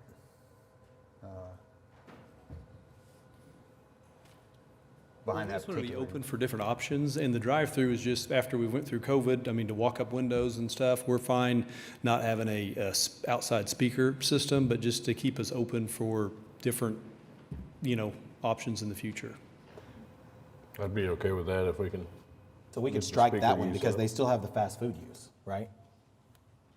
Staff, that would be accurate. Right. That would Strike which one? striking 8300.36. But they'd still have 8300.35. So they'd still be able to do exactly what Mr. Struble just said, right? The outdoor, so you were saying to have, you'd like outdoor but without amplified sound, is that? I'm fine with that, just so we have the opportunity to have a walk-up or drive-up window if that would be needed, but Yeah, not this is just having. Oh, okay. on the fast food issue. Yeah. Okay, so I think we can strike that one. Any other questions from commissioners? Which one are you striking here? Just, This is 8300.36. okay. Any other questions from commissioners? Is there anyone from the public wanting to be heard on this item? Seeing none, Commissioner Highsmith. I make a motion to recommend approval on, to City Council on SPUD 1329, striking eating establishments, fast food with drive-through order window 8300.36, but leaving TE1 in place. Motion's been made. Is there a second?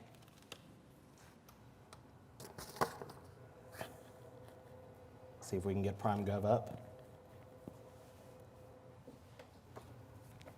She's fixing.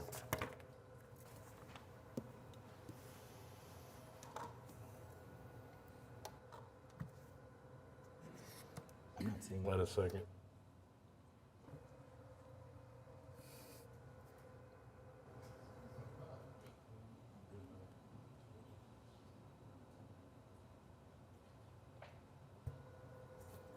All right, do we have a second? Had one for a brief second. It came up with Mary moved it, and then it was seconded. No. Mary? There we go. Okay, we've got a second from Commissioner Coffey. Please cast your votes.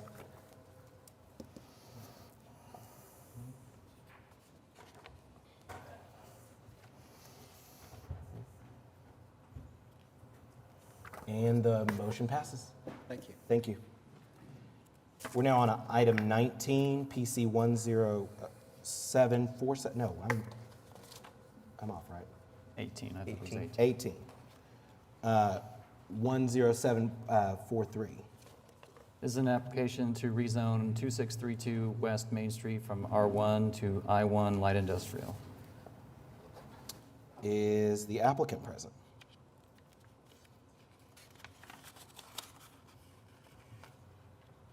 Don't have an applicant? All right.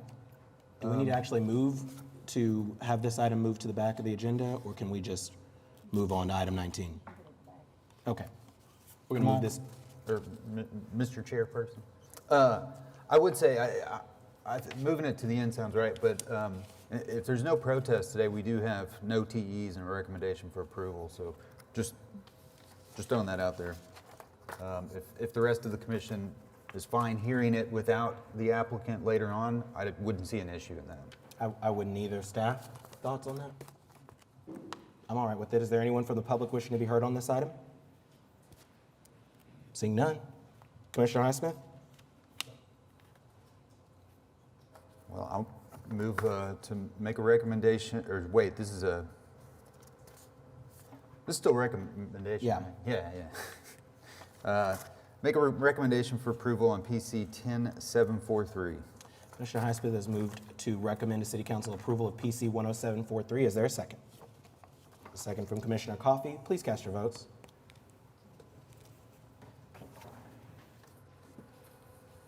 And the motion carries. We're now on to item 19, PC 10747. This is an application to rezone North County Line, 15101 North County Line Road from PUD 1599 to R1. Good afternoon, David Box, 522 Colcord Drive. This is an application to convert that PUD 1599 to R1, which is consistent with the balance of the subject tract. It is consistent with the comprehensive plan, and staff does recommend approval. We'd be happy to answer any questions.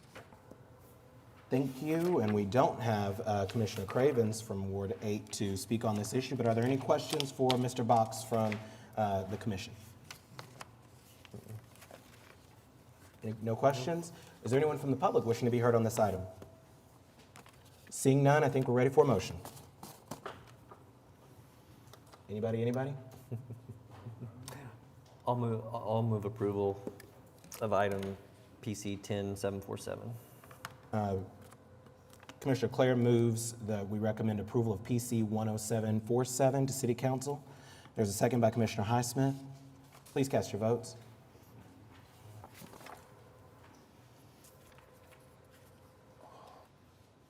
The motion carries. Thank you. Thank you. We're now on to item 20C7325.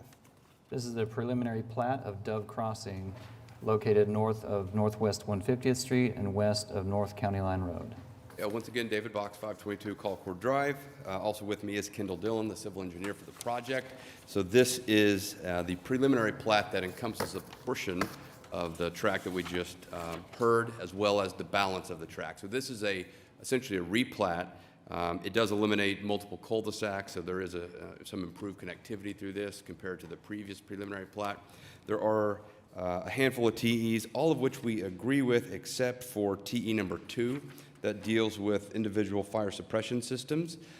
This is the same argument that the commission has heard multiple times. There is no there's no subreg or ordinance requiring these, and so we do not agree to it. What you see before you is a host of different developments, I think 25 single-family developments within the same fire response time, none of which have fire suppression systems within them. So it becomes a bit of a challenge to market a product that has the fire suppression systems when your competitors aren't required to do them. It's an additional cost, and it puts you at a disadvantage in the marketplace. Again, the way to do this is through an ordinance, not through TEs on a plat, considering all of the other development that has happened not only in this part of the city, but throughout the city in similar conditions. The commission in the past has been willing to not require that based upon the lack of ordinance requiring it. So we would ask to strike TE number 2, and we do agree with all the other TEs. Jeff, Thank you. Go ahead, Commissioner Highsmith. has City Council taken up this issue? No, they have not. I know that there's been talk about maybe doing an ordinance, but unless the fire marshal office has comments, I'm not aware that there have been additional discussions as far as planning is concerned. Yes, fire obviously, fire hazards are important and need to prepare for, but the bigger issue in these areas is that emergency services, which represent roughly 2/3 of the fire department's calls, are not available. So while sprinklers would certainly be an important item, they're not going to solve the entire issue. The bigger issue is the emergency service response, and that's just subject or a product of geography. Mm-hmm. It's also worth noting that the existing preliminary plat doesn't require fire suppression. I guess I'm just curious, this is kind of more big picture stuff, I guess, other than just this item, but yeah, obviously we're going to keep having the conversation. I'm just curious if anybody's moving the ball forward with the discussion to City Council, if there's plans to, just so we don't have to keep not addressing it here. In terms of an ordinance? Yeah, so some decision to be made on the question of fire suppression in this level of development. Unless the fire marshal is moving that forward, I'm not aware of anything. Again, it's really, for me, it's a policy issue, and it comes down to what should be allowed and when in relation to these services, and that's the plan provides guidance on that. I'm not sure if there were to be an ordinance, I'm not sure what that would look like. It would be difficult to, once you put an ordinance in place, then you no longer have any kind of flexibility. No, we haven't proposed anything, and I'm not aware of the fire department proposing anything either. Well, I guess for me, because building code typically, in my industry, tells me when I need to sprinkle And of course, the municipal code just adopts the building code.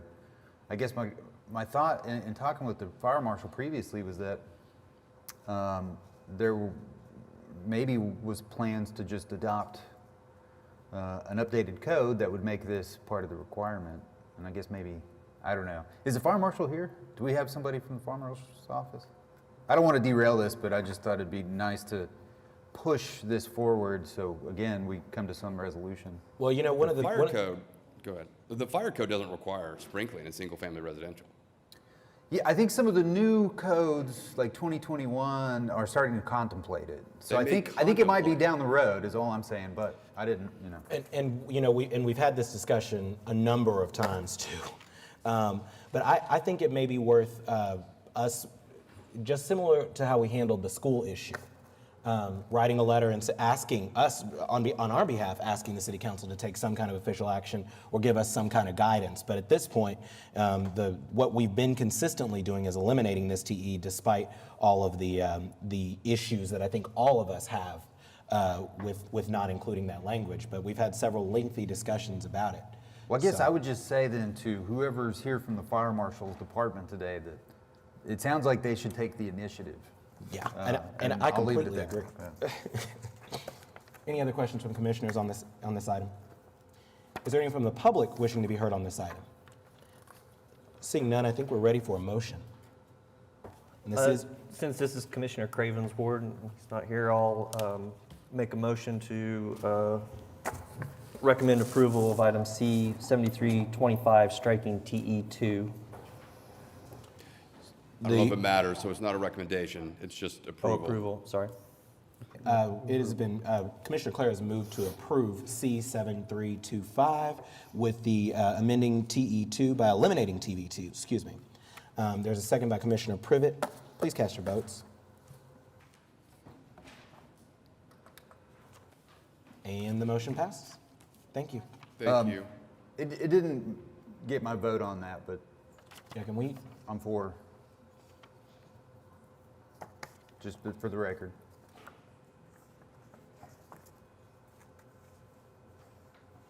Can we bring that back, or do we just need to, can we? Oh, we can just add a voice vote? Okay. Cool. Yay. Commissioner Highsmith votes yay on item 20. We're now on item 21, SPUD 1320.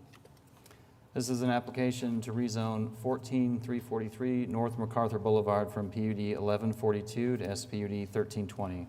Excellent. Is the applicant present? Please state your name and address for the record, please. Doug Clausen, MKEC Engineering for the applicant.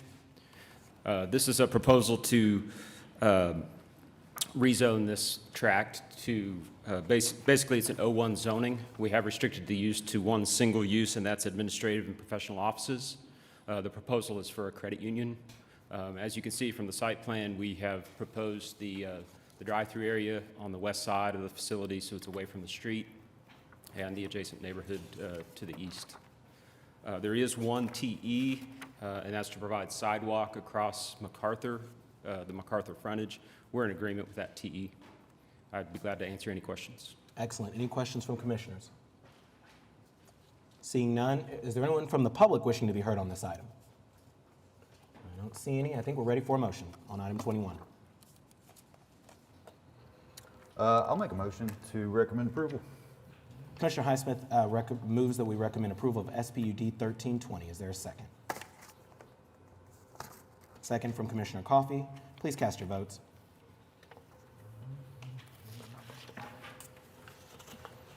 Motion carries. Thank you. We are now on to item 22, SPUD 1318. This is an application to rezone 13700 North MacArthur Boulevard from PUD 1084 to SPUD 1318. Good afternoon. David Box, 522 Colcord Drive, on behalf of the applicant. This is an SPUD that would allow for the constructions of Great Plains Bank headquarters. Cindy, could you go to the images? We sent you all of the images of the renderings of the project. So the reason that we're here today, the PUD 1084 actually allows for the bank use, but it limits height to 2 stories. The project that we seek is a 3-story project. We actually continued this item previously to go meet with some of the interested people that live in the Gaillardia neighborhood there to the north.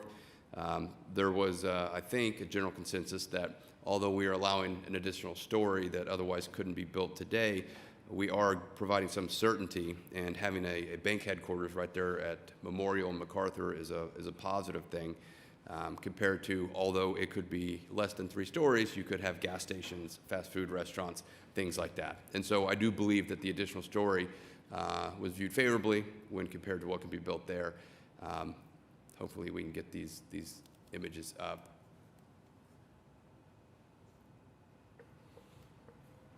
There are no TEs. Staff does recommend approval, so in the interest of time, perhaps, unless anybody just really wants to see them, I'd be happy to answer any questions. Any questions from commissioners? Is there anyone from the public wishing to be heard on this item? Seeing none, I think we're ready for a motion on item 22. I recommend approval to the City Council, SPUD 1318. Commissioner Coffey has moved that we recommend approval of SPUD 1318. Is there a second? Second from Commissioner Clare. Please cast your votes.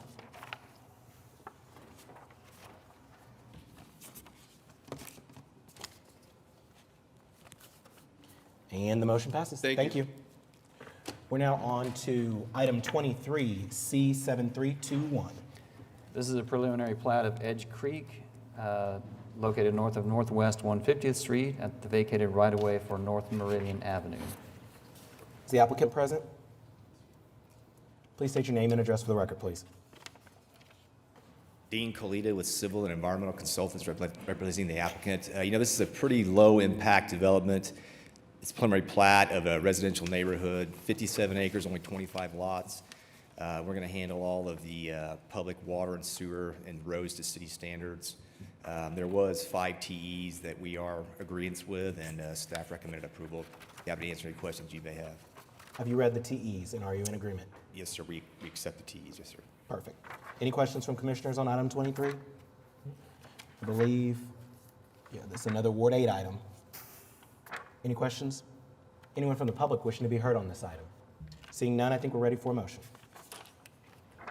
I'll move approval of C7321. Commissioner Hinkle moves approval of C7321. Is there a second? As soon as we have it available. Subject to the TEs? It's subject to the TEs as written.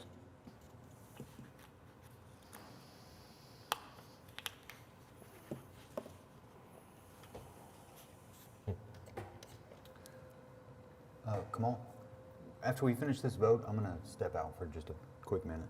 Will we have quorum at that point? Yeah.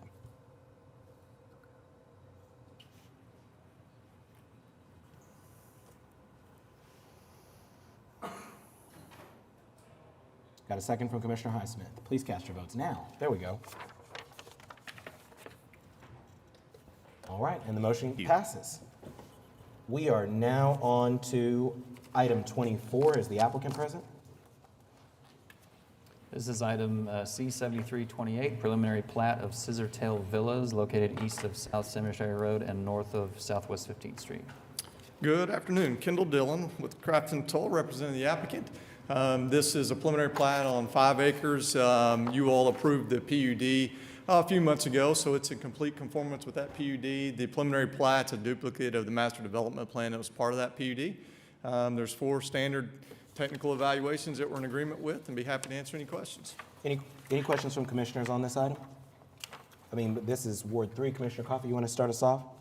Yes, I've had some conversation over the last week or so with a few of the neighbors, as well as with Kendall.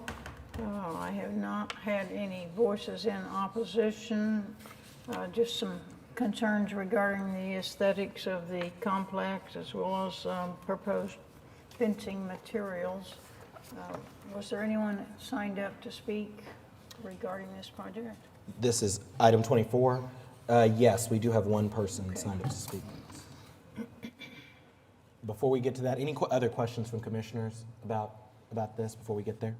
Excellent. And I think we have, and forgive me for my pronunciation, McLemore? Mr. McLemore. French Macklemore, address is 12909 Southwest 6th Street, and my property is due south of that. I asked for a continuance or just a delay in the vote because I'm the only property owner right now that's in that Scissortail division. South of that, that's adjacent south of that property right now. And I just like to have some time for the rest of the property owners to actually come into that property. Right now, there are 8 of us that are south of that property, and I just like to have some more time for the rest of the property owners to be in that, to where we can make that decision all together, how that's going to affect our property. So are you just so that I'm understanding fully what your position? Are you saying? Right now, we're opposing to that because my property is just due south of that, and we are worried about our property value, and also worried about the increased traffic in that area. Cemetery Road, which is south of that property, it's a 2-lane road, and we're worried about the increased increased traffic, and also worried about just the impact of that. Because there's drainage and there's a lot of environmental stuff back there in the back, woods and stuff like that. We're also worried about how that drainage and everything's going to be handled back there on that property due north of our property. Thank you, Mr. Any questions for Mr. McLemore? I do. So I just want to make sure I'm clear on your request. You're wanting to continue it to allow more residents to come in. Are you saying these lots or these homes are vacant? Yes, sir. They are in the process of being built. I know of the 8, we're the only one that's in are actually living there right now. Okay. And the other 7 are in the process of being built. And so we're a new subdivision, and so I'm just asking for more time. Once everybody gets in, then we can have a clearer understanding of what's going to happen in that area. How much more time? What was that? The question was how much more time? How much more time? 2 months. I mean, I don't really know the status of where everybody is right now in their building process. I know that we've been in since November, and looking at the property, the other properties, I'm thinking maybe 3 to 4 months before everybody's probably the rest of the properties. That's a big ask and a big burden to put on the applicant. I just seeing if there's any way that we can delay it, just give other property owners the opportunity to, make their voice known also. Well, if they currently own the property, they'd have every right to be here just as you I didn't know if they were, Yeah. they probably signed on the dotted line, but, I don't know if they've received the letters and things like that as far as with If they're property development. owners within 300 feet of that development, am I correct? Well, I've talked to 2 of the property owners, and they said they never received any information about the hearing. And so that's why I was just asking if we could, have some more time so once everybody gets in, we can discuss more of that. That's all I'm asking. Well, that is not something that we generally do. This is also a preliminary plat. Right. So you will have another chance to come back. Yes, sir. And at that point, and I'm happy to allow, if staff doesn't mind, just kind of giving a very brief overview of the drainage review, because that's a consistent concern. So if we could just kind of quickly, if someone wouldn't mind, talking about the review that occurs between the preliminary and final plat stage with regard to drainage. Am I mistaken? Okay. Jared Martin with Development Services. So the preliminary plat, they don't have the engineering worked out on the drainage. When they come in for the final plat, they will have to have that figured out. It'll go through review with Public Works, and it'll have to meet the city's drainage code and standards at that time. So those issues, the drainage issue at the very least will be addressed for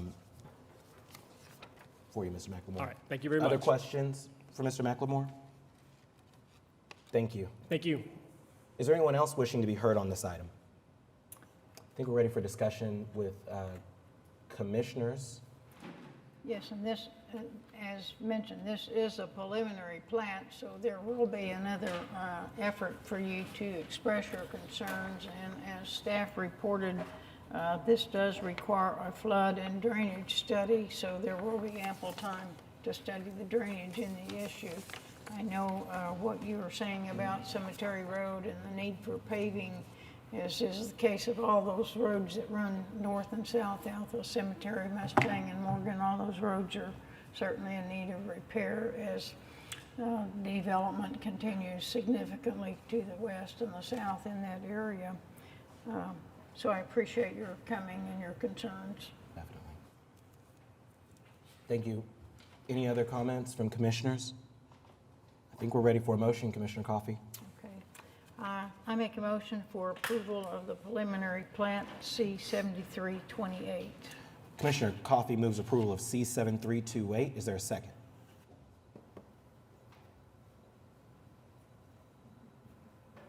Hit the green button, Mayor. There you go.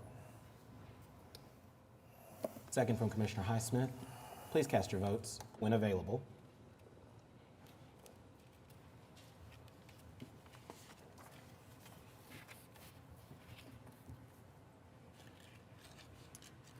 Thank you all. Well, it didn't give me a chance to vote at all, but I'll voice vote, and I vote yay.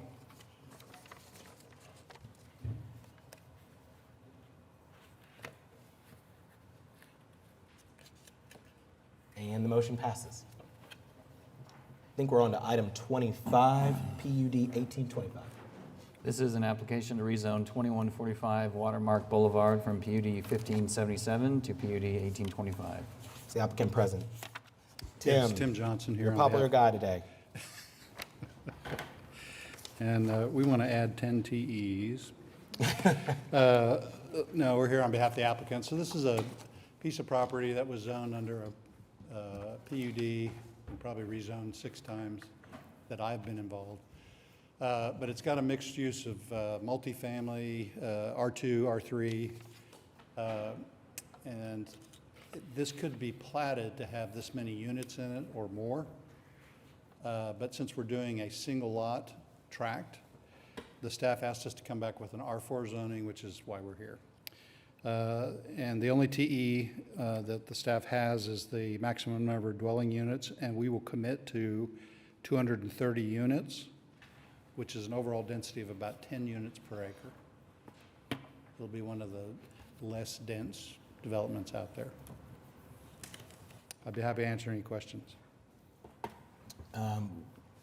This is Ward 8 again. Any questions from commissioners on this item? Is there anyone from the public wishing to be heard on this item? Seeing none, I think we're ready for a motion.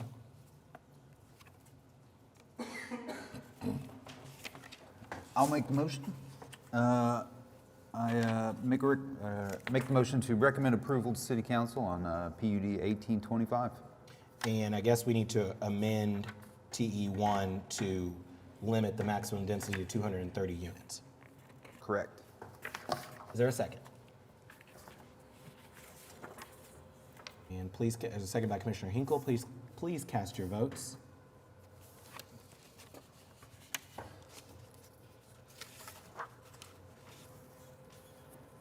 Thank you. Thank you.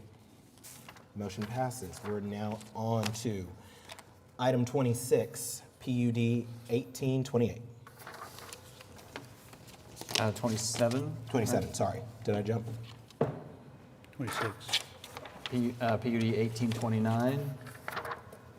Is that right? Am I wrong? Am I wrong? Okay, I thought we were on 26. Okay. Yeah, we're on 26. Okay, all right. I got ahead of myself, thank you. It's all good. PUD 1828, application to rezone 3244 Northwest 150th Street from PUD 702 to PUD 1828. Tim. Yes, Our guy. Tim Johnson here. On behalf of the applicant, so this is a tract of land that it's been zoned to office for over 10 years. They've had no interest from any development. A public street, Parkway Center Avenue, goes through the tract.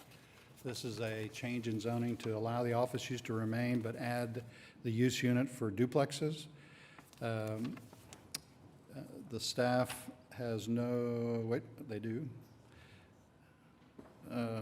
Composting shall not be a standalone use, the subject conditions. We would agree to that. All right.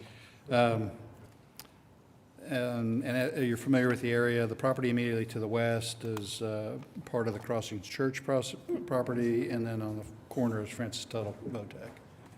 So I'd be happy to answer any questions. Thank you. This is Ward 8. Apparently our chairman picked the right day to be absent with all these items. Any questions from commissioners on item 26? Seeing none, is there any questions from the public on item 26? Ready for a motion? I make a motion to recommend approval on PUD 1828 to City Council. Commissioner Highsmith moves that we recommend approval of PUD 1828 to City Council. Is there a second? Second from Commissioner Coffey. Tracking the composting use? Oh, yeah, and we are going to leave in place TE1. Yeah, we're leaving. Please cast your votes.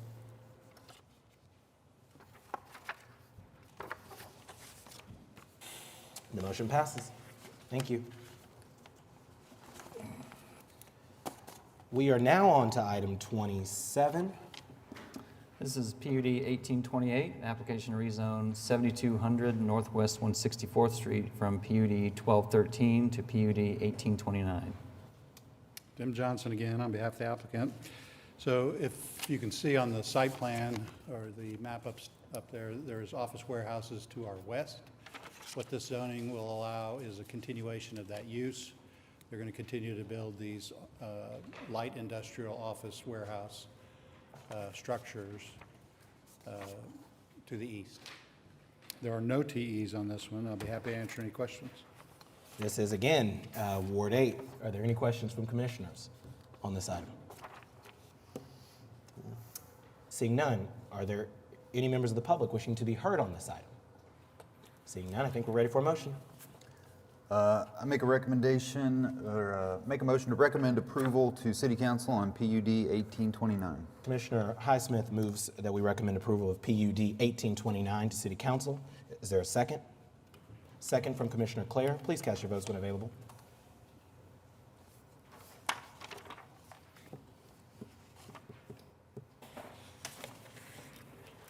And the motion carries. Thank you. We're now on to item 28. This is PUD 1826, an application to rezone 7374 South Walker Avenue from C3 to PUD 8. Yeah, good afternoon, David Box, not Tim Johnson, 522 Colcord Drive.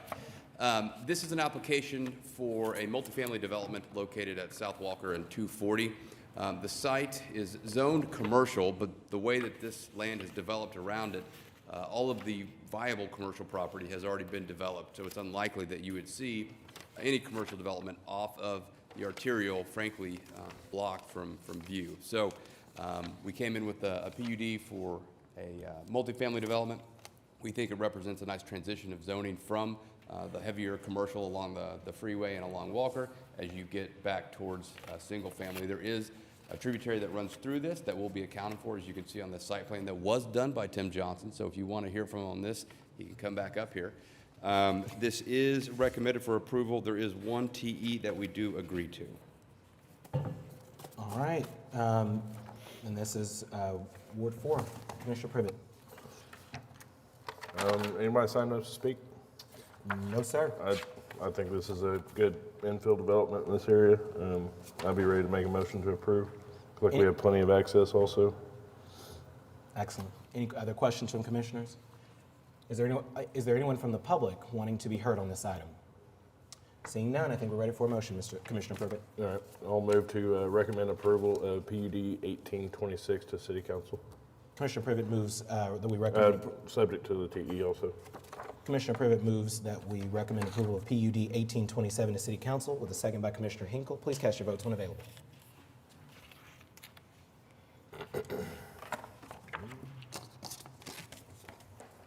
And the motion passes. Thank you. Thank you. We're now on to item 29, PUD 1827. This is an application to rezone 827 North Check Hall Road from PUD 1086 and PUD 1145 to PUD 1827.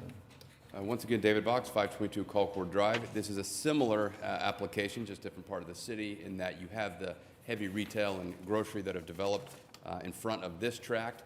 And so what we seek to do in this tract is rezone it in a PUD to allow for a multifamily development. Staff does recommend approval, and there are no TEs. I'd be happy to answer any questions. And this is Ward 3. Commissioner Coffey, would you like to start us off? This is just a continuation of the rapidly developing multi-use development off of Interstate 40 and Morgan Road Marketplace. I've had no comments from any of the citizens in the area, so I support the application. Thank you, Commissioner Coffey. Any other commissioners with questions? Seeing none, I have no one signed up to speak. Is there anyone from the public wishing to be heard on this item? Seeing none, I think we're ready for a motion, Commissioner Coffey. I recommend approval to the City Council, PUD 1827. Commissioner Coffey moves that we recommend approval of PUD 1827 to City Council, seconded by Commissioner Hinkle. Please vote when it is available.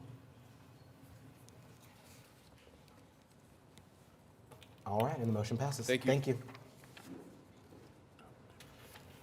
I believe that item 30 has been continued. We're now on to item 31, C7327.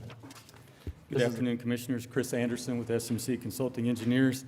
We've read the staff report and agree with the TEs and just request approval this afternoon. Thank you. This is again Ward 8. Any questions from commissioners? Seeing none, I have no one signed up to speak for item 31. Is there anyone from the public wishing to be heard on this item? Seeing none, I think we're ready for a motion.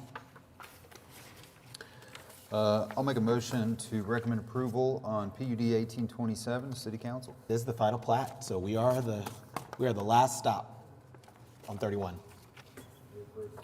Oh, I'm sorry. I had the wrong item. It's all good. Give me just a second.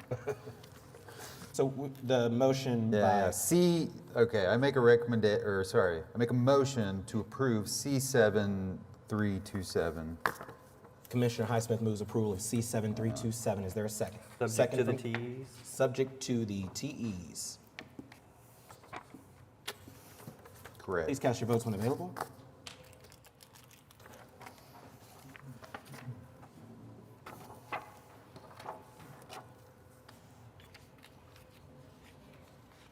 I think we need Commissioner Coffey. I'm trying here.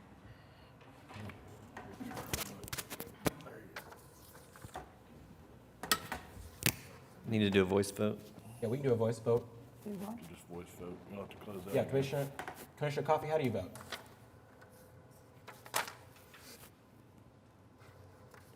Voice. Commissioner Coffey, you can vote by voice unless you've got it working over there. You can turn that. Hit that. Hit that again. I mean, planning commission. Planning commission. You may get it that way. There you go. Do we get it? Excellent. All right. The motion carries. Thank you.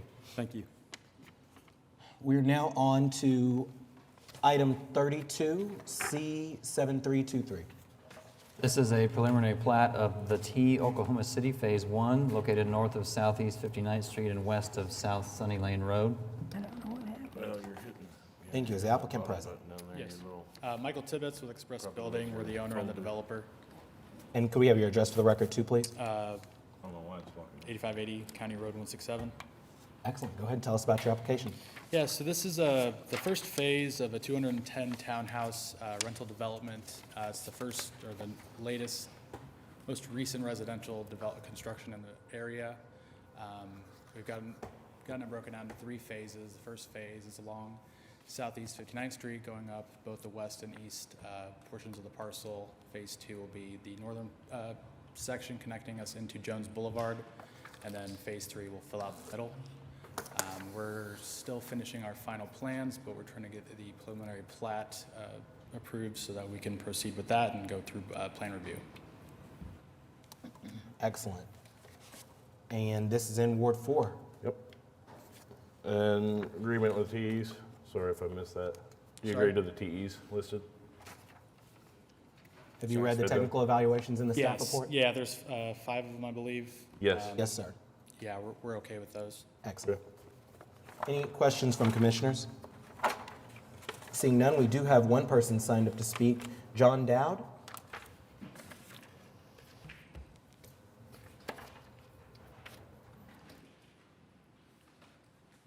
Please state your name and address for the record, Yes, please. my name is John Dowd, and I stay at 5520 Chad Road. On the property on the back side of 59th there, what he's talking about, a little further in. We're landlocked. Yeah, we were going to be, if they build the way they're talking about now, we'll be landlocked. We won't have any access to the property. We're already landlocked. And we have a road that's been there for years. It's a graveled road, and we've been using it to get to the property, to cut our grass and stuff. And the first time they sent out a flyer like this, they had the drawing on the other side, so we wasn't affected. But when we got this drawing, we realized that we're blocked in. We can't get to our property. And we have a gate there, and a fence with a gate, a double gate, so our people to cut our grass could come in and cut it. But that roadway's been there for years. We lived in that area for almost 30 years. So that roadway has been there for all this time. And we're getting ready to put in a house. We already did a contract. We didn't know they were getting ready to do this stuff. And anyway, we're landlocked, so. Do you guys currently have any access easement? Any what? Is there any access easement that exists that you currently use? Well, that's what I was just stating, that roadway has been there for over 30 years, and we've always used it. Here it is. Yeah, I understand, and I hate to say it, but like typically there's a legal, easement that comes with the land, especially when you're landlocked. A lot of times there will be an actual, language that gives you legal access in a certain area. Oh, no, we don't Right. know about that right now.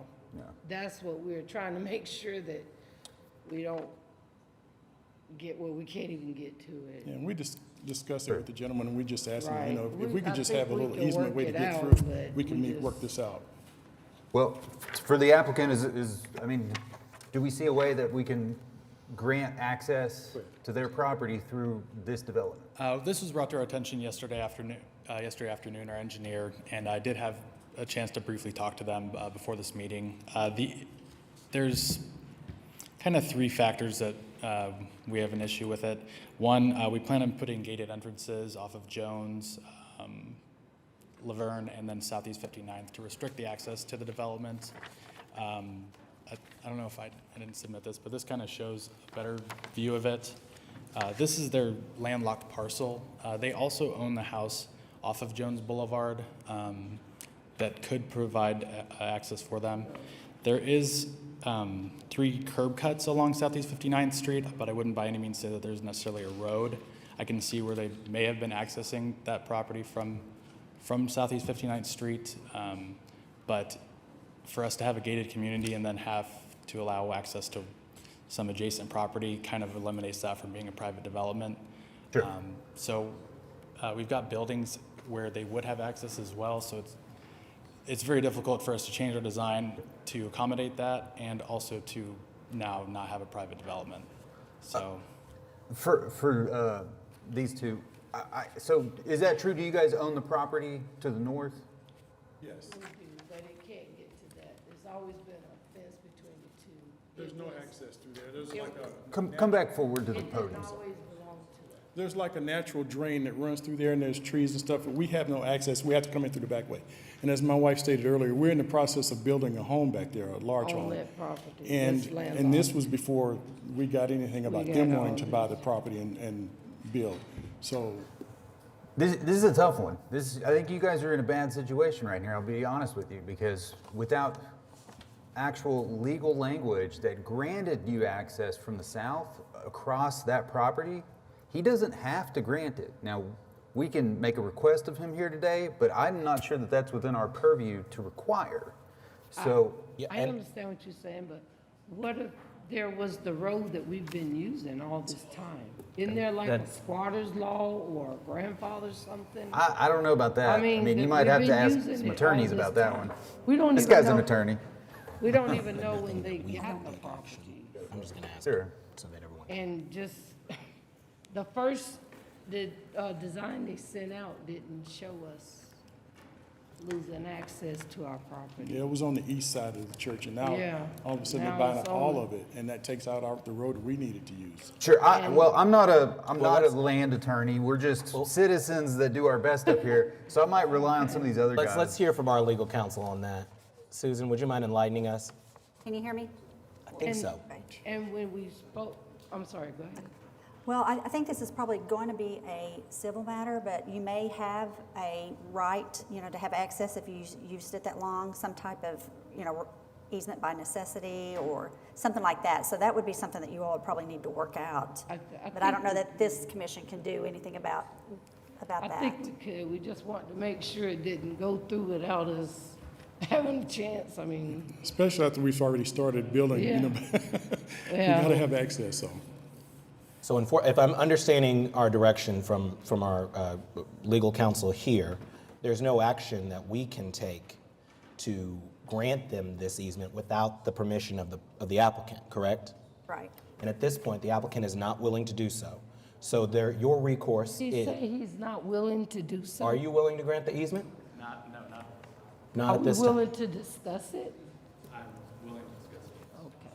Okay. Can we do And so that? you may consider hiring an attorney that may be able to represent you. I don't think you'd have trouble finding one even in this room. So I have attorneys already, but yeah. No, we can find one. Raise your hand. Thank you for your time. thank you. Sorry about that. It's not a fun issue to have to deal with. Any questions? Well, I think is there anyone else from the public wishing to be heard on this item? Seeing none, I think we're ready for discussion with commissioners. Any discussion on item 32? No, I don't have much. Except for, that was enlightening. That's kind of a really messed up issue. It is. I don't like that, but. Well, and I would say, I feel like I've seen you in here before. Is that true? Not since the pandemic. I remember a case. Prior to the pandemic. I feel like The you last guys. video conference. Oh, okay. Maybe. Well, anyway. I remember a case right here by this church. It was about a year or two ago, maybe.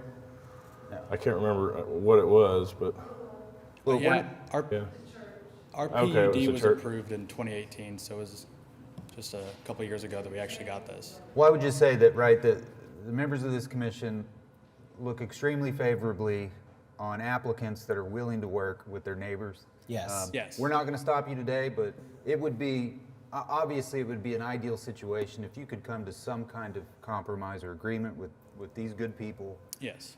that would Yeah, make we- everybody happy. Absolutely. Yes. We just had 5 minutes to talk before we got here, Sure. so we'll definitely be in discussions with them about it. Have you all exchanged contact information too? Doing it right after. Excellent. All right.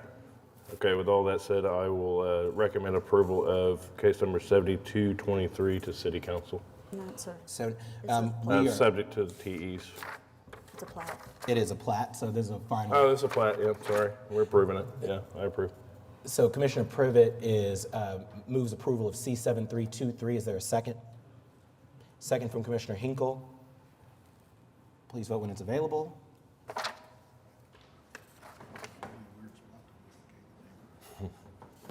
And the motion passes.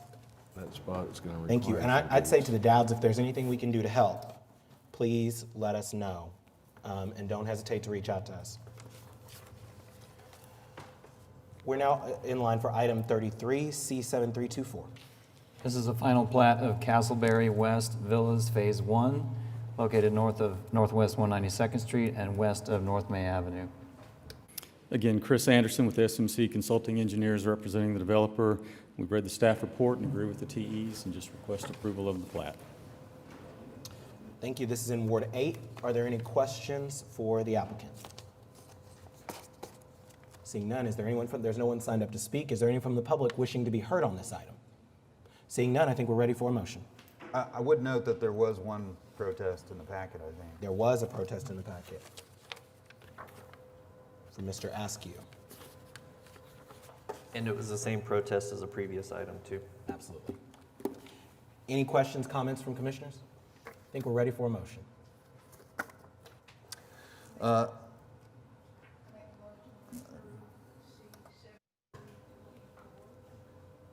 Commissioner Coffey moves approval of C7324. Is there a second? And it is, and this motion of approval is subject to the technical evaluations as listed in the staff report. The second is by Commissioner Highsmith. Please cast your votes.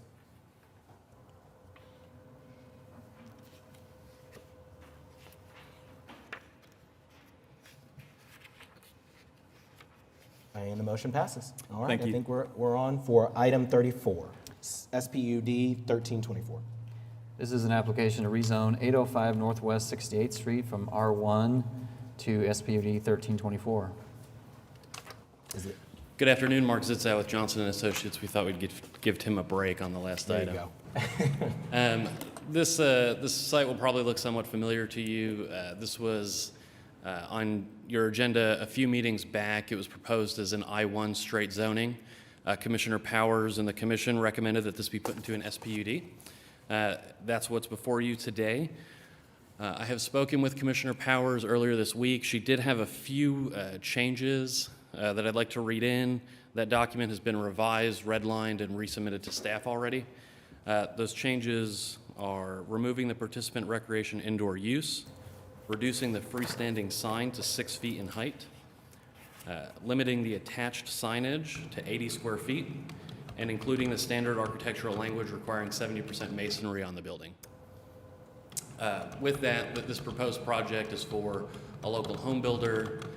They will not be officing in it. This will be a very seldomly used facility, mostly for the occasional pickup or meeting to select finishes on custom homes. With that, happy to answer any questions.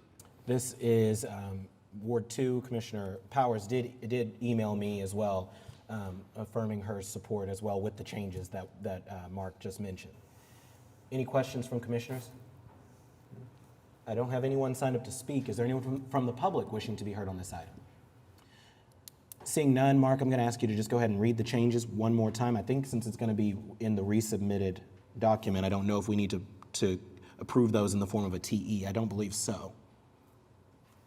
If we do, for the record, removing the participant recreation indoor use, limiting the freestanding signage to 6 feet in height, restricting the attached signage to no more than 80 square feet, and including the standard architectural language requiring a minimum of 70% masonry. So unless there's any discussion, I think we'd be ready for a motion with the amendments as read into the record. I'll move for a recommendation of approval of SPUD 1324 with the amendments as read. Commissioner Clare moves, we recommend approval of SPUD 1324 with the amendments as read. There's a second from Commissioner Hinkle. All those in favor, there we go. Please cast your votes when available. And the motion passes. Thank you. Item 35 has been continued to our August 12th meeting. We're now on to item 36, SPUD 1328. This is an application to rezone 1010 Southwest 104th Street from PUD 251A to SPUD 1328. Is there an applicant present? Charles Allen, Allen Engineering, 1601 Southwest 89th Street. We're in agreement with the TEs and happy to answer any questions. Thank you. This is Ward 5. Commissioner Hinkle. Mr. Allen, I visited yesterday. This is basically just a continuation of an existing shopping center. Owner's putting in an office and some outside storage for some of his stuff. Appropriate and has my full support. Excellent. Any questions from commissioners on this item? Seeing none, we have no one signed up to speak on this item. Is there anyone from the public wishing to be heard on this item? Seeing none, I think we're ready for a motion, Commissioner Hinkle. Move approval of SPUD 1328 with the technical evaluations. Commissioner Hinkle moves that we recommend approval of SPUD 1328, subject to the technical evaluations as listed in the staff report. Is there a second? Yes, as soon as it's available. There we go. Second by Commissioner Highsmith. Please cast your votes when available.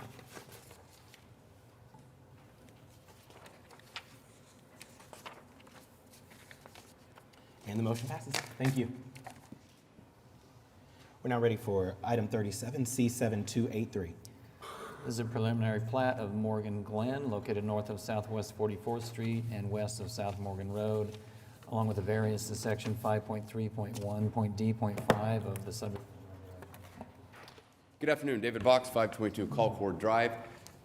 Here on behalf of the applicant, Jason Spencer, is the civil engineer on the project, who's also with us.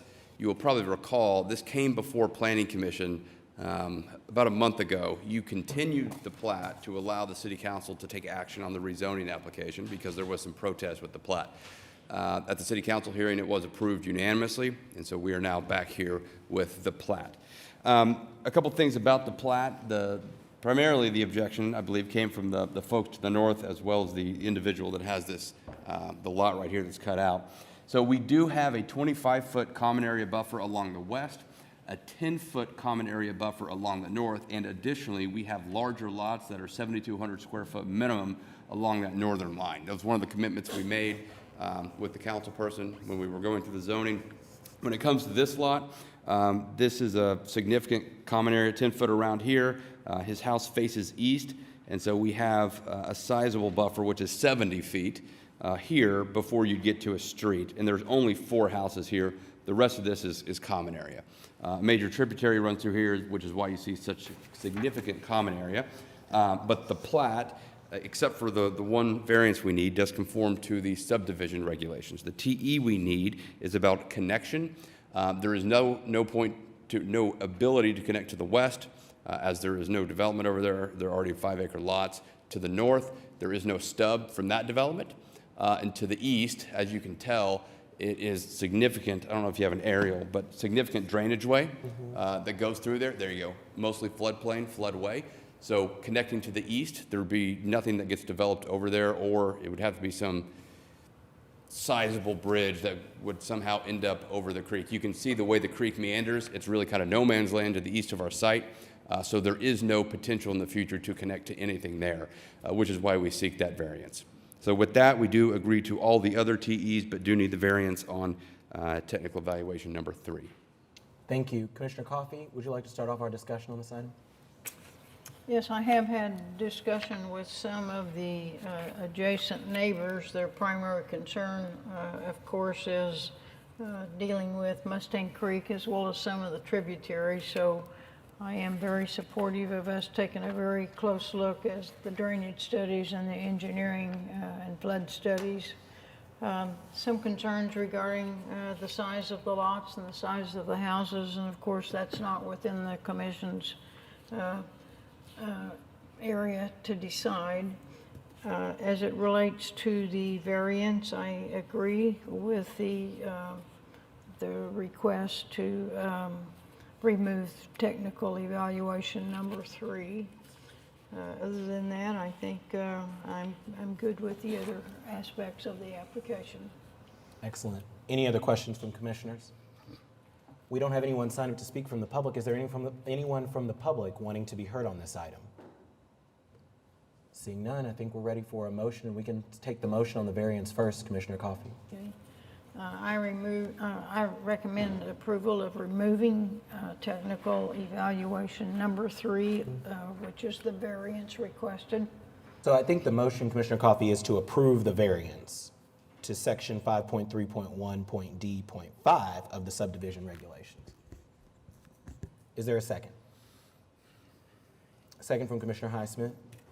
Please cast your votes when available. And that passes. Commissioner Coffey, now approval of the item. I move approval of case number C 7283, plat of Morgan Glen. Commissioner Coffey moves the approval of C7283, and it's subject to the technical evaluations. There's a second from Commissioner Hinkle. Please cast your votes when available.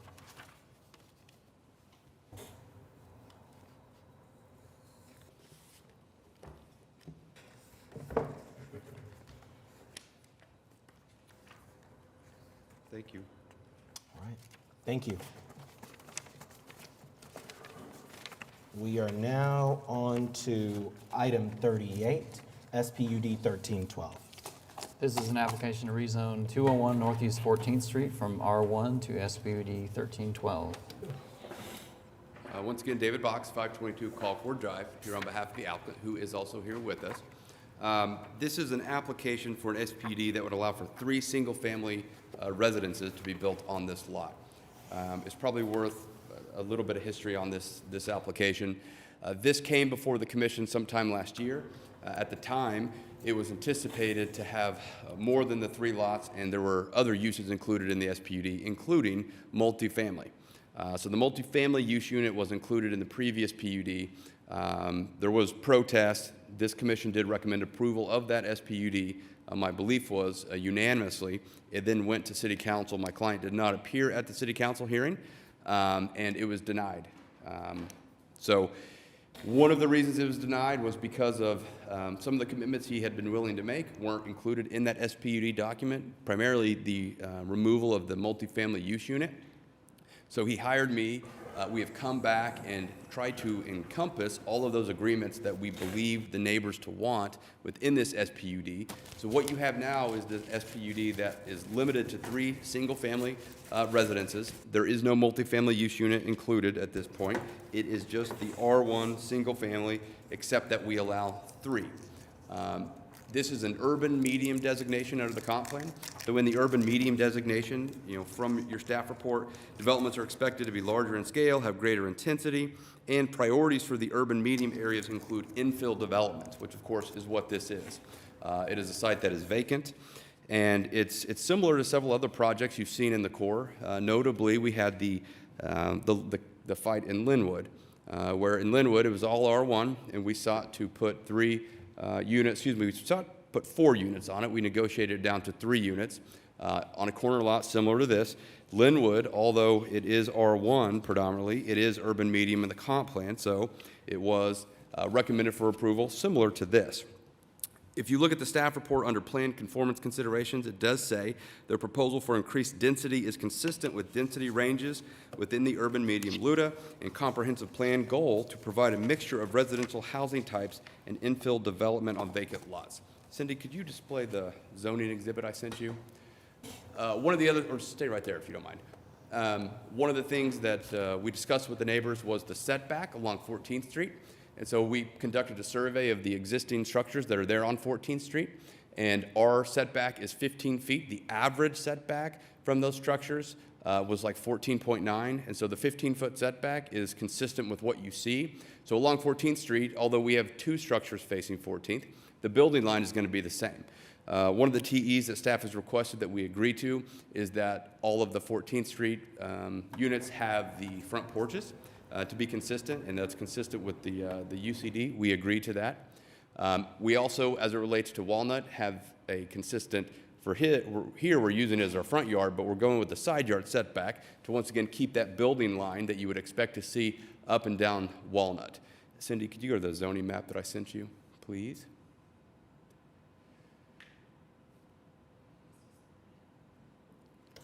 Well, this will work. So what you see in this map, I've referenced Linwood. Why I think this one is different and frankly makes this application more compatible and more appropriate for what we seek is this is not a traditional single-family neighborhood. This neighborhood is a mix of R1, R2, R3, fourplexes, triplexes, and immediately across the street to the south is a 14-unit apartment building. And so 3 residences on a lot in a neighborhood that has apartments and triplexes and duplexes and quadplexes is certainly appropriate, is certainly consistent with the comprehensive plan, and certainly in keeping with the goal to increase density on infill opportunities like this represents. We did have meetings with the neighbors. We had originally, when filed this application, sought 4 separate units. The neighbors, there was a lot of pushback on that. We reduced it down to 3, and we're unable to get anywhere with the neighbors. Their position on it is we want 1 house. We're not willing to negotiate past that. Of course, we can't really negotiate against ourselves at that point. We had already reduced it down to 4. Considering the way that the neighborhood has developed and the different zoning categories that exist within this neighborhood, we decided to come to the commission today with this application because we believe it to be consistent with the area, consistent with the comprehensive plan, and something that will be, I think, beneficial for the neighborhood. So with that, I'd be happy to answer any questions. There are the 2 TEs, both of which we do agree to. Thank you. This is my ward, so I'll just make a few initial comments. One, I think that that is an accurate statement from Mr. Box about the sentiment of the neighborhood, and we will hear from them, and they will make their voices known about that. When the original SPUD was proposed some number of months ago, that was multifamily, and that was a huge, huge concern. So I know that in my conversations with the applicant subsequently, after that, it did not pass, I did mention, and we talked about single family. Was it possible to get to single family? So with this, the original proposal was at 4 houses, as Mr. Box stated, and I asked if they were willing to move down to 3, hoping that perhaps with 3, there might be some consensus with the neighborhood that maybe this is acceptable. It's 2 homes on 14th and then another one facing Walnut. So effectively, if you live on 14th Street, you're only adding 2 houses on that block instead of just 1. It is an unusual neighborhood. It is an unusually large lot. I think it's 70 feet in width, if I'm recalling correctly. And I think that most of the homes there are around or somewhere between 45 to 50. So this would be smaller than the other, than many of the other lots. What makes this issue very complex, and I was very clear with the neighbors also about our purview in interpreting the Plan OKC and trying to make sure that development is consistent. It's very inconsistent in this neighborhood, unfortunately. It is a beautiful neighborhood. It is a great place to live. And so we do want to make sure that any development that occurs here is responsible and reasonable. So that was all statements and not questions. But are there any other questions, comments, concerns from commissioners before we hear from the public? Great, I think we're ready to hear from our first neighbor, Mr. Bennett.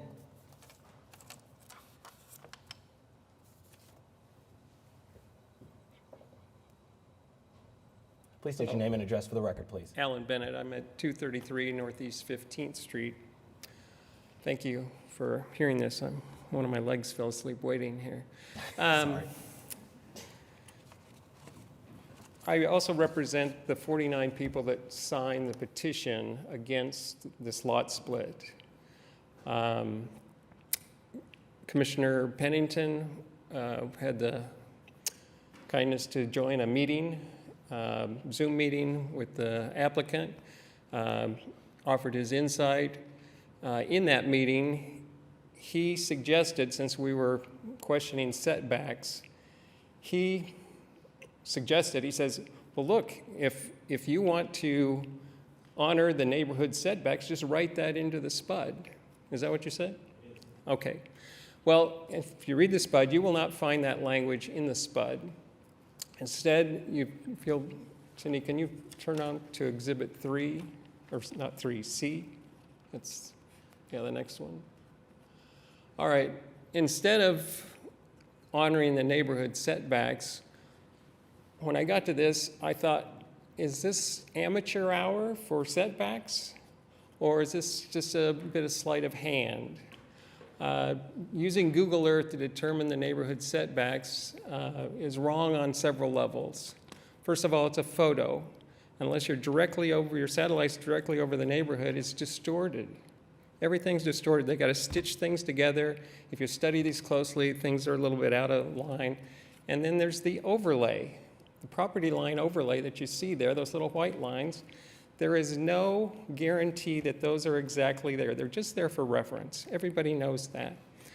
Second thing is, your cursor cannot accurately, he's got numbers there into the hundreds of feet, and your cursor probably couldn't identify a point closer than plus or minus 6 inches. So it comes up with an average of 14.98 feet, but that's sort of fiction.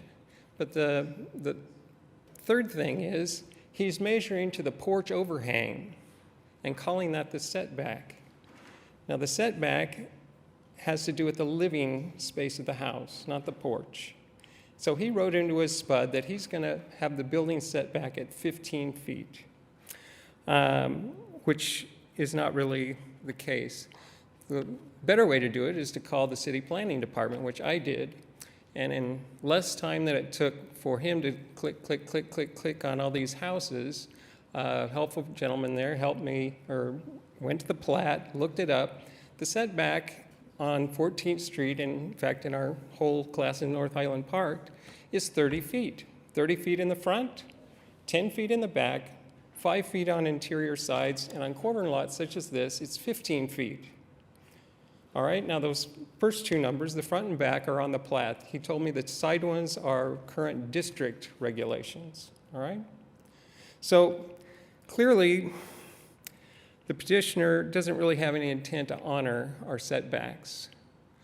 And I'd like to just ask you to reject it on the deception alone, but really there's a better, the easier answer is that we, class in North Highland Park, is part of the land use plan for the Innovation District. And the Innovation District, the land use plan on page 31, talks about established neighborhoods like this, and we, class in North Highland Park, is the closest residential area to the heart of the Innovation District. And we have 26 empty lots there right now, 26. And developers are seeing green in our neighborhood, and they're trying to do what developers do, and that's maximize their return on investment. We get that. But we'd like to do it in a way that's consistent with the will and the desire of the residents that already live there. So at the end of that, the Innovation District report, Commissioners Powers and Pennington are credited with special thanks for their part in crafting that. And that page 31, when it talks about setbacks, says specifically that setbacks will be honored in these established neighborhoods. And 15 feet is only half of what's the established number. Planning told me that the 30 feet is the building, the livable space building, and that the porch can encroach on the setback. Now, the current regulation is 6 feet. If it's open on 3 sides, you can have a porch that extends into the setback 6 feet. 100 years ago, we live in a 100-year-old neighborhood. Most of the porches are 8 to 10 feet, and with the overhang, it's maybe 12 feet. So if you get his 15 feet there, and the fuzzy property line thing, which is way too much, well, it's actually to the south, going up there. It's too far to the south.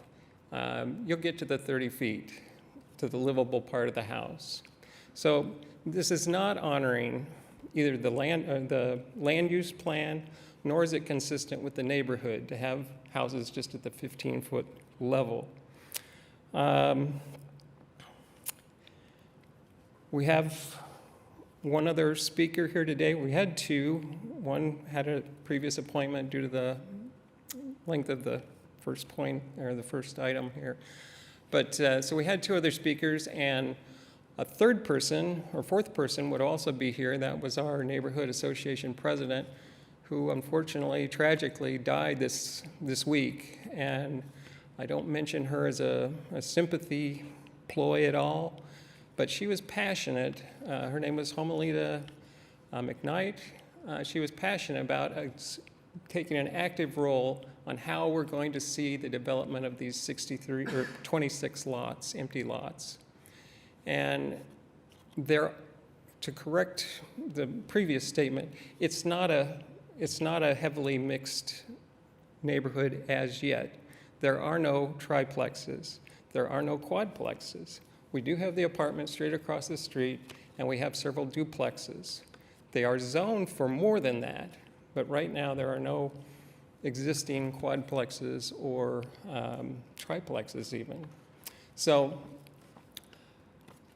let me just make sure I covered everything here. Anyway, back to Ms. McKnight. I bring her up also to just, for you guys, this is just a lot and a lot split, but her death really brings home the point that people live in this neighborhood. We live there, we die there, we meet together, we plan together, and sometimes we even disagree together.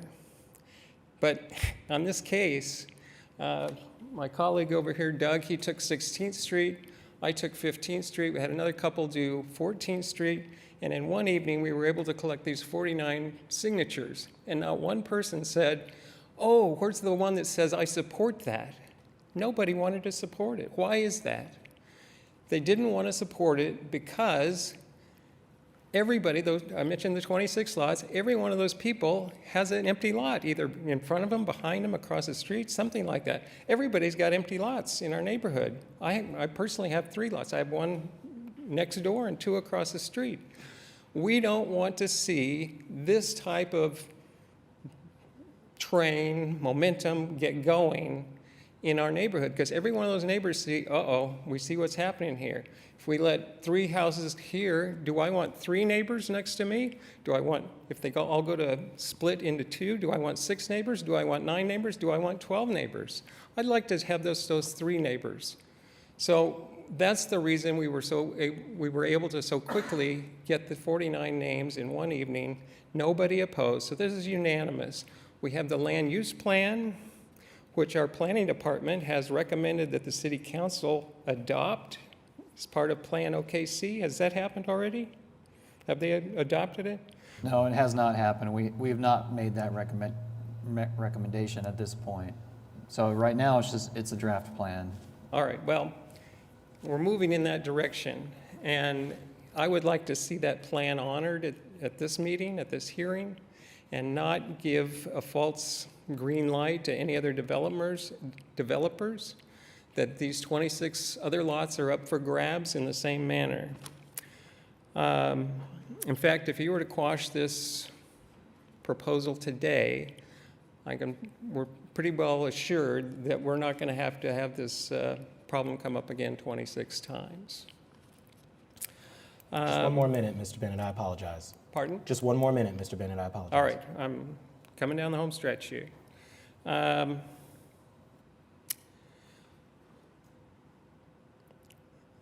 right, so I guess we would ask that you honor our voice in guiding the resurgence of our neighborhood, and not leave it to the whims of outside investors to tear at the fabric of the diversity and cohesion that we are building there. We have to live with the decision that you make today, and they don't. So we ask that you choose wisely. Thank you. Thank you, Mr. Bennett. And I'm going to go ahead and allow us to hear from the other person who signed up to speak before we address the setback issue. Come on. We're going to get to that. Go ahead. Can I ask some questions of the Please. protester? So, yeah, what I heard mainly was setbacks. But I think, our main purpose here, while setbacks is part of that, is use. And I guess what I want to hear today from the protesters, if I can, if you have language for this, is why 3 homes is not a good outcome.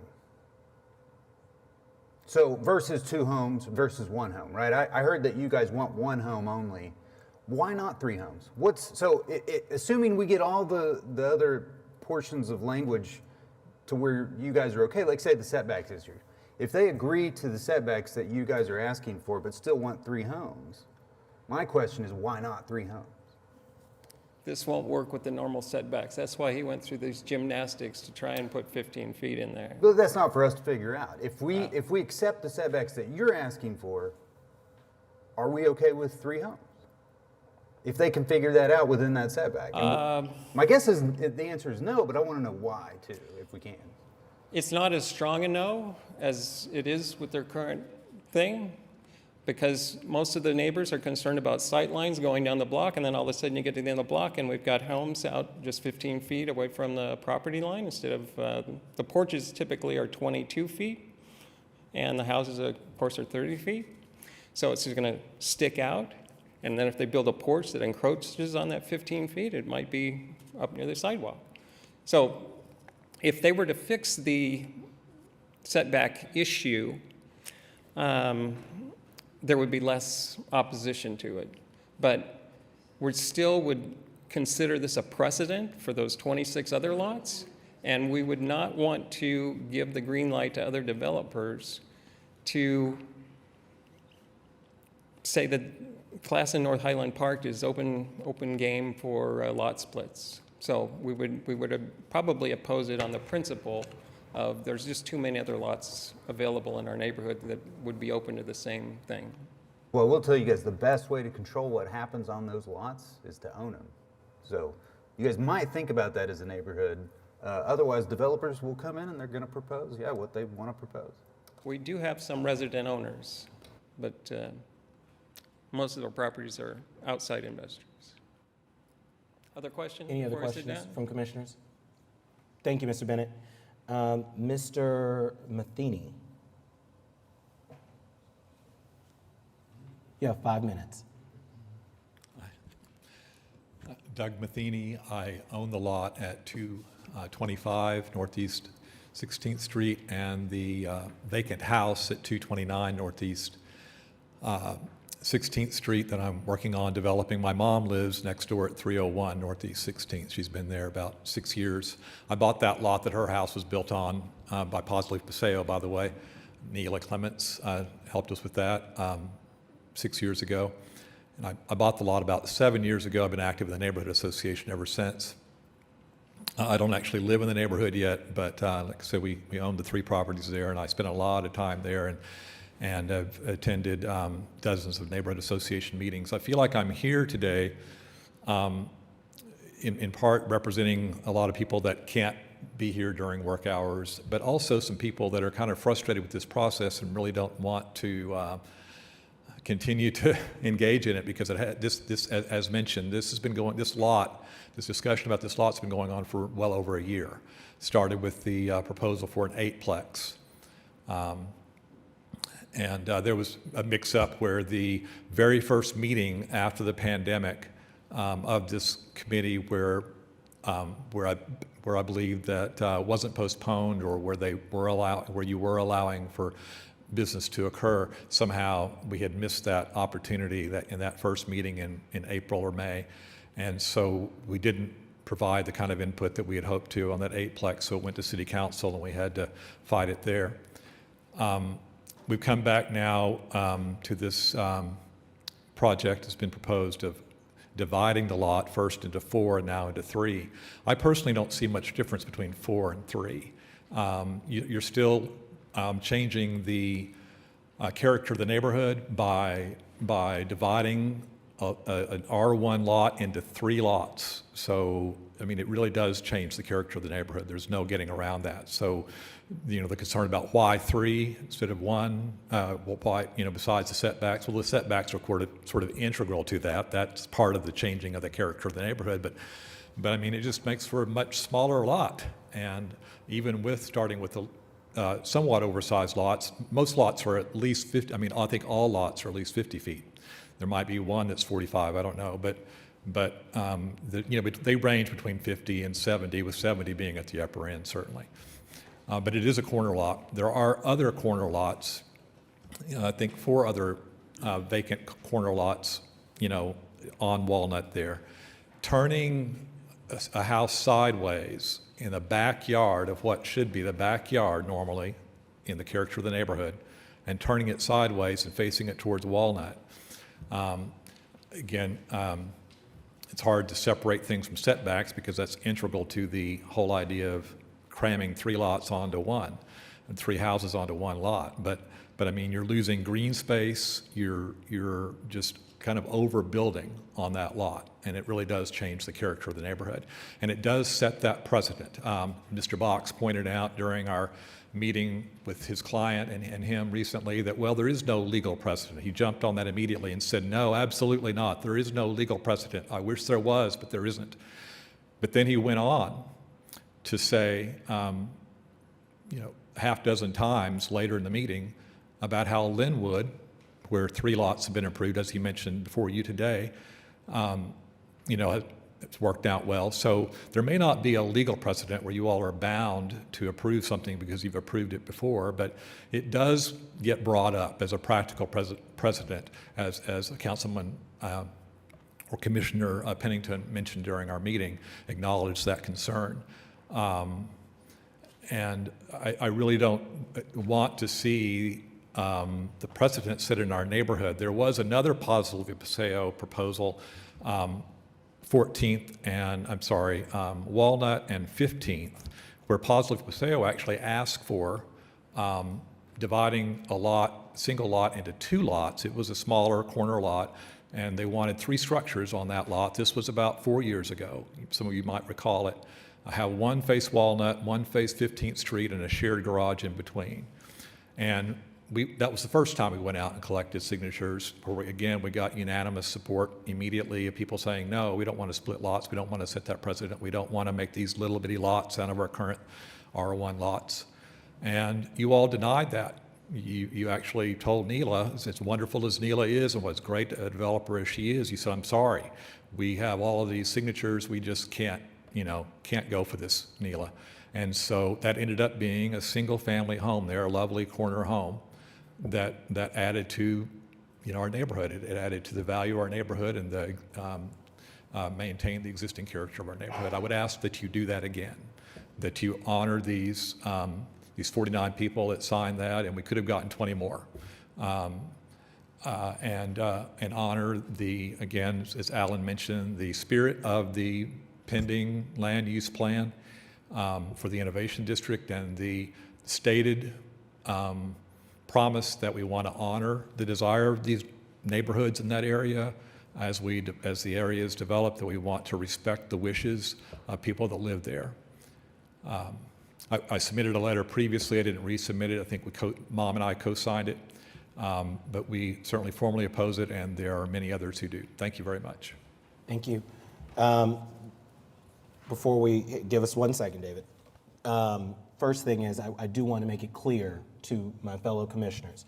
I absolutely think that the comments of Mr. Matheny and Mr. Bennett are reflective of those of the neighborhood. And I know that they are not here in powerful numbers, but trust me, they are a mighty group, and they have been in communication with me. I think that what they have stated is definitely representative of what the neighborhood's view is. I think from a process standpoint for the neighbors, as long as we are not the property owners, they're going to have the right to keep bringing developments to us. So we don't have any control of how many times you're going to have to hear different proposals. That is always going to be in the control of the property owner. And know that no matter what this commission decides today, whether we say no or whether we say yes, whether it's 3 houses, 2 houses, 1 house, it's still going to the city council. So your opportunity and your ability to seek changes to this proposal do not go away no matter what the outcome is today. So I would just remind you to make sure that you are in contact with Councilwoman Nice about your thoughts about this development, and I know she'll be glad to hear those things. First, can we address the setback issue so that we're all speaking the same language about setbacks? And I'd actually, David, can we hear from staff about the setbacks so that we can be talking in one language about the standards and the evaluation of this proposal as far as the setbacks? Sounds like the neighborhood itself has a platted 30-foot setback, which is more than the standard 25 for R1. David's proposal will take it down to 15, is that correct? I'm not aware of a platted 30-foot setback. Okay. If you went from the center line of the road, yeah, I mean, we're talking the property line is just north of the sidewalk. There's the property lines from the county assessor. The white line is the property line. Yeah, the protester's not wrong, though. I mean, right? We all know this. If we need, I will tell you, our intent is to match their building line. Right. Whatever language we need, we agree to. Right. So I'm not trying to pull anything over on anybody. I'm in exactly. And what Mr. Bennett said is accurate. I said exactly what he said, which is I want the language to say whatever it's going to say to make sure that it matches what the neighborhood is. And we agree. I don't know what that is. If we need to say that the 15 feet, the setback is 15 feet, and that 15 feet shall be the porch, we're fine with that. Our intent is to put a ruler down on the building line for it to all match. We've already agreed to porches, so I think by virtue of that, if we say south, so northeast 15th, and this is in section 7 of the SPUD, I did put it into the SPUD. The language is very clear in the SPUD what the setback is. 15 feet, and I could just add, as measured to the front porch on 14th Street. My belief is that solves the problem. I'd say Any language that just states we're matching existing setbacks on side and front yard, right? Yeah, I mean, that's our intent. Um, If staff has language Yeah, they staff, prefer, I'm any happy. thoughts on that? That would be better, tighter? Well, I want to make a clarification, and this came up during Mr. Bennett's, that the applicant was trying to pull something over this is the Oklahoma County Assessor's mapping system. Yep. And if you look, you can tell that the aerial image does not line up with the lots, and that's been an issue that they've had for a long time.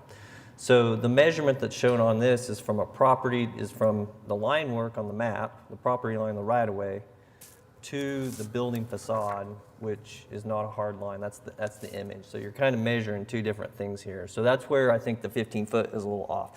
In my opinion, this image, the aerial image, is shifted south further. So I think that distance that's shown through here as 16, 13.9, 15 is probably more like 20. So I think that's, there's some discrepancy there, and I have no doubt that it's not intentional. That's where I think, a survey and maybe the original plat would be beneficial for review. What if we said, and of course, I think he's willing to do a survey. He needs some assurance that he's got entitlements before he goes and turns a surveyor loose. What if we say that the front building line, whether that's porch or whatever, the front line of the building shall be within 1 foot of the average setback of the homes along the north side of Northeast 14th Street? Staff thoughts on that? I mean, I've never had a more detailed technical requirement in my life, but I think we're fine doing that. Okay. That's workable. It's just a matter of how would development services, That's the real issue is permit. That's the measurement, yeah. That's why I'm looking at JJ. Yeah. You tell us. They'll request that he bring in a survey of the rest of the block to get a building permit. And we would agree to that. I mean, so what if we say that the south setback shall be within 1 foot of the average setback along Northeast 14th Street as determined by a survey? Sounds good. Did you write that down? Got some hands raised. I don't know what else I could do. Well, let's hear their ideas. Yeah. You'd have to come to the podium. Just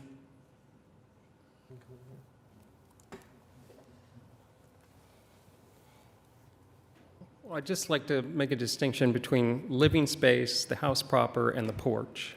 I think saying measured to the porch. I think that's part of the code, right, JJ? The distinction will be the same as with the other homes. Yeah, well, like I said, the setback can be measured to the porch in an identical manner as their setback is measured. Yeah, we understand the difference, I promise. So you wanting it, are you saying you don't want the setback to be measured from the porch? You want it to be measured from where the living space is? The living space, the house proper is all at 30 feet. You can just line up the houses. The porches vary. They go in and out. And I'm afraid if we use porch, he will want to build the house out to where the other people's porches are. I'd like his house to be where the other houses are, and if he wants to put a porch, he can extend that out into the setback. What I've said is the porch will be at the same line as all the other porches. There will not be a piece of building that encroaches within that 1 feet of the average. Any further south. So if you drew a line, it's going to be straight across. I think we got it covered. Yeah. I know you do. I mean, this is your ward, right? I'm happy to make the motion on this when it comes time, and I think I've got that covered. So the sentiment we agree with completely. So we're all in. Go ahead, Mr. Matheny. If this is becoming a discussion simply of the setbacks with without any other considerations. Oh, we still- haven't had a chance to get to that, yes, Mr. Matheny. We're going to get to it. Yeah. But I just wanted to at least mention that as long as we're just talking about setbacks, it sounds like we were only referring to the south setback. And again, the walnut is the super anomaly here to turn a house sideways in that what should be a backyard and face it towards Walnut. We'll talk about that too. Thank you. We're going to get to it. Any other members of the public wanting to be heard on this item before we go to just discussion with the Planning Commission members? One last time, Mr. Bennett. Just one more point on the Walnut side, whatever the writing in terms of the front setback ought to apply also to the Walnut side. The SPUD claims 5 feet.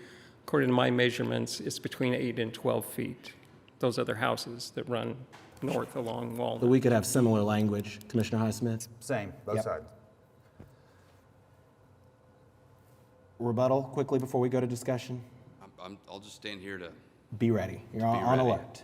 Okay. I think that we have resolved the intent of this commission is to match the setbacks. That is our intent.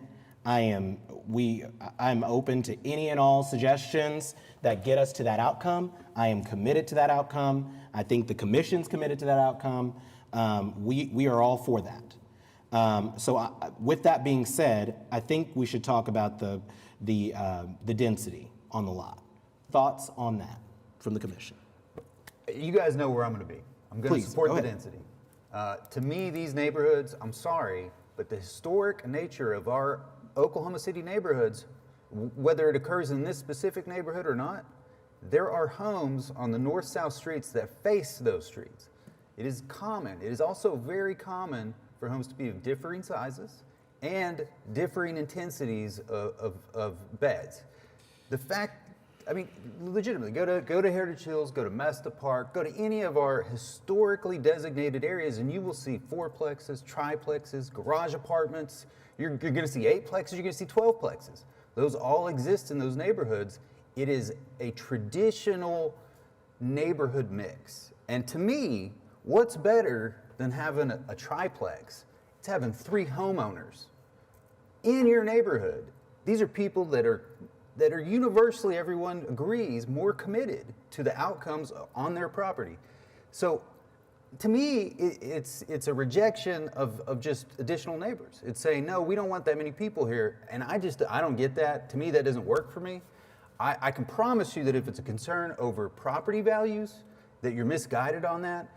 Everything I do a lot of studying. This is one of my pet things up here is definitely added density, especially in core neighborhoods, right? I mean, everybody wants to be back downtown. And the last thing we should be doing is keeping people out by keeping densities at suburban levels. This is not suburbia. This is damn near as core as you can get. It's a historic neighborhood. So to me, the place where we should absolutely be adding density is this kind of a neighborhood. To me, it's black and white. It's not even a gray area here. So I got to disagree with you guys. I'm sorry it's not the answer you want, but to me, it's not even close. I think absolutely we can make the setbacks work, but I'm just never, I'm going to be consistent on that always, and that's my belief. So anyway, that's all I have to say. Other thoughts, commissioners? Well, I think that this is a very complex issue.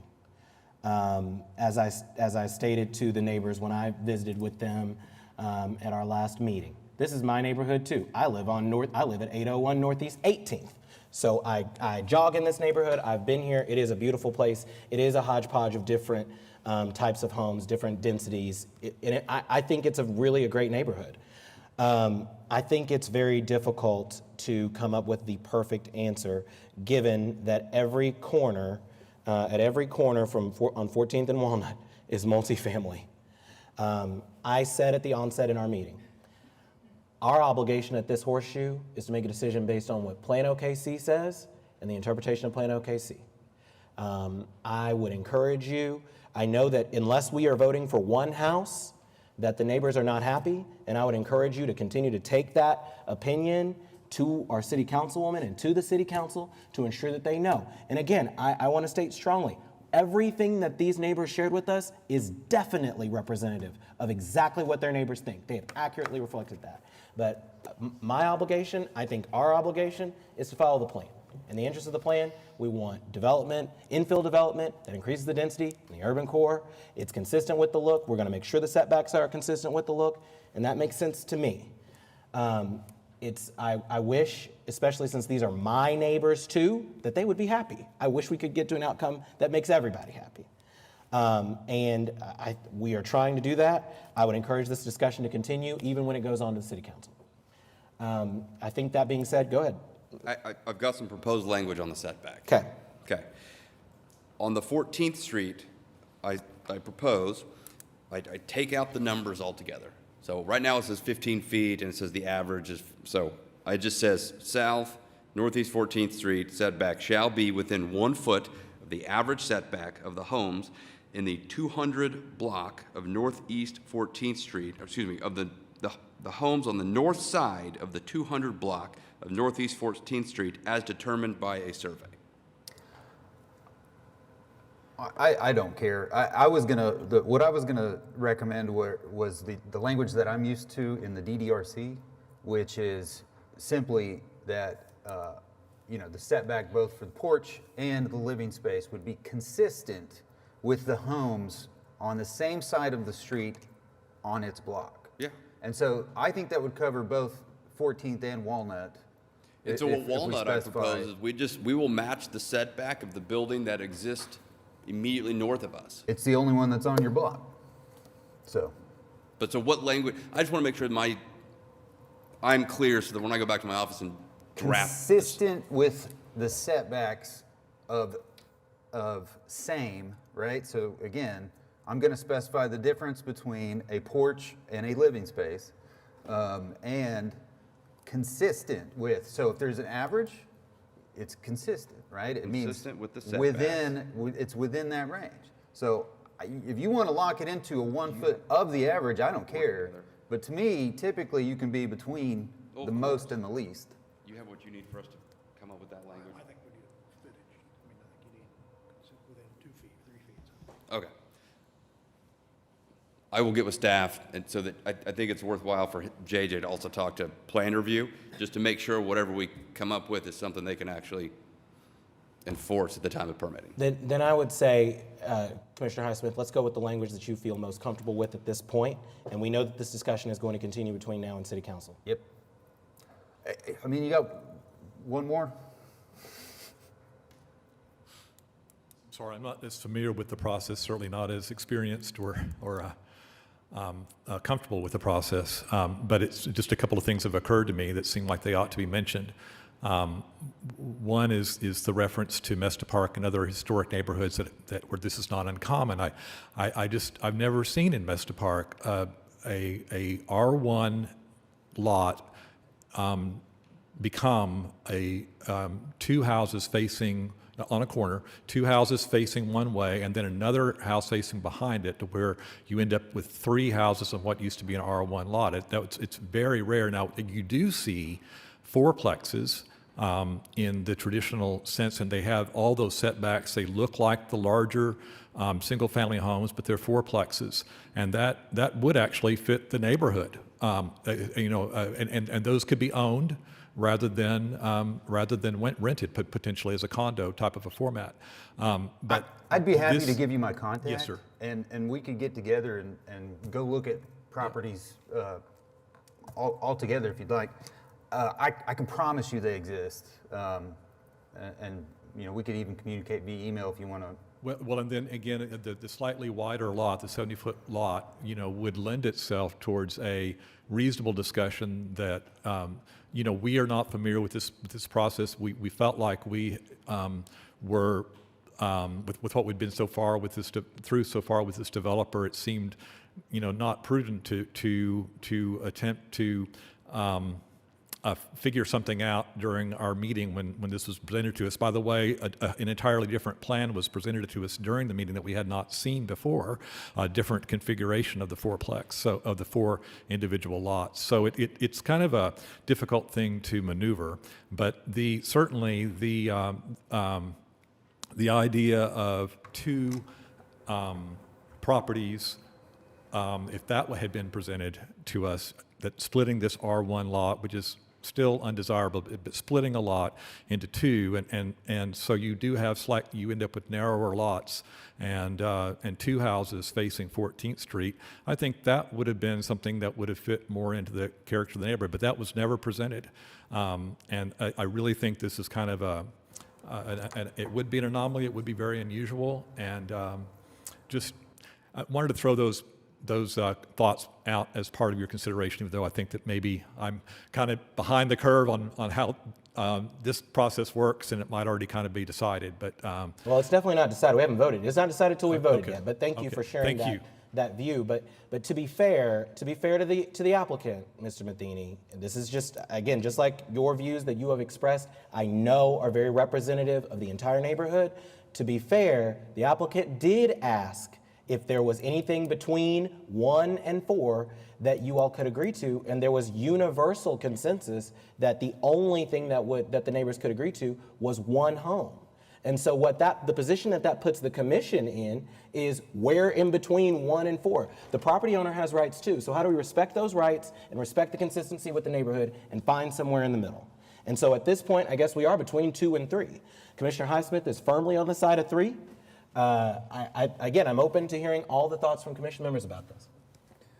I'm in agreement with Commissioner Highsmith. I think the 3's good. I mean, to the app or the neighborhood's point of they haven't seen this anywhere. It's happening more and more, and you know a lot of these historic neighborhoods, you've got houses that wrap the corner, and you've got garages that face that side street. So this is really not much different than that either. So. It's going to benefit the neighborhood. This is going to raise property values. It's going to bring additional neighbors that want to be a part of it. It's going to be good. I'm sorry. I mean, Mr. Kamal, Matheny, you I make think the decision here, but I mean, we got to move forward. I think we're going to have to go ahead and move forward, Mr. Matheny. But again, you will have an opportunity to be heard again at the city council meeting too. This is not the final decision. This is not final action. We are making a recommendation. Your ability to advocate for the final action is not in any way hindered. I know that Councilwoman Nice is happy to meet with you all. I'm happy to meet with you all. So I know that she wants to hear those views. You will have the opportunity for the final action, I can assure you. Is there a motion, Commissioner Highsmith, unless there's further discussion? Do you want language for the TE? I mean, I think I got some language. Okay. Unless you want to, Nope. unless you have a protest against it. I think you know better than me. I'd make a motion to recommend approval of this SPUD 13, no wait. 1312. Yeah. SPUD 1312, subject to the technical evaluations, amending technical evaluation 1 to read, well, that's the vegetative buffer. That stays. We're not changing. Yeah, no, we're talking about the setbacks. Yeah, so we're going to add. Southern and yeah. Go ahead. We're going to add a TE3 that says that the setbacks will be consistent on both Northeast 14th and Walnut with the existing setbacks of the homes on the same block, same side of the street, both for porch and living space. So the porch setback will be consistent, and the living space will be consistent with the homes on the same side of the street within that block. Great. I think that's very similar to the DDRC language. Definitely not perfect, but And again, this would not eliminate our neighbors from, if there's better, tighter language, because we are trying our best up here. I hope you know that. We are trying to get to the exact thing that will help us get to, we want it to match. So if you can help us create better language between now and then we are happy to incorporate that. I'm certain the city council will be happy to incorporate that. And I'm happy to meet again if they'd like, if there's a desire to have a dialogue. Excellent. I think that should definitely happen. I think we should definitely have another discussion between now and City Council. I would encourage it. I will participate. I'm happy to help organize it. The motion's been made. Is there a second? We're waiting.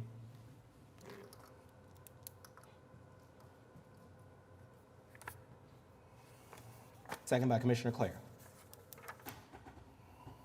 Please cast your votes.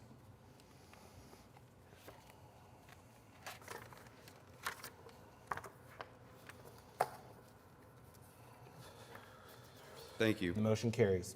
And again, I'll work with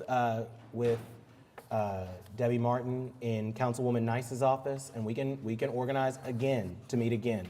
And I would encourage you to please send your comments, your concerns, better language. Send them to Councilwoman Nice. Send them to me. I can communicate with Councilwoman Nice.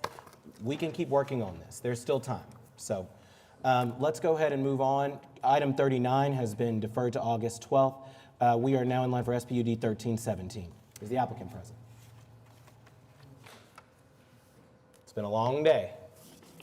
Is there an applicant present on item 40?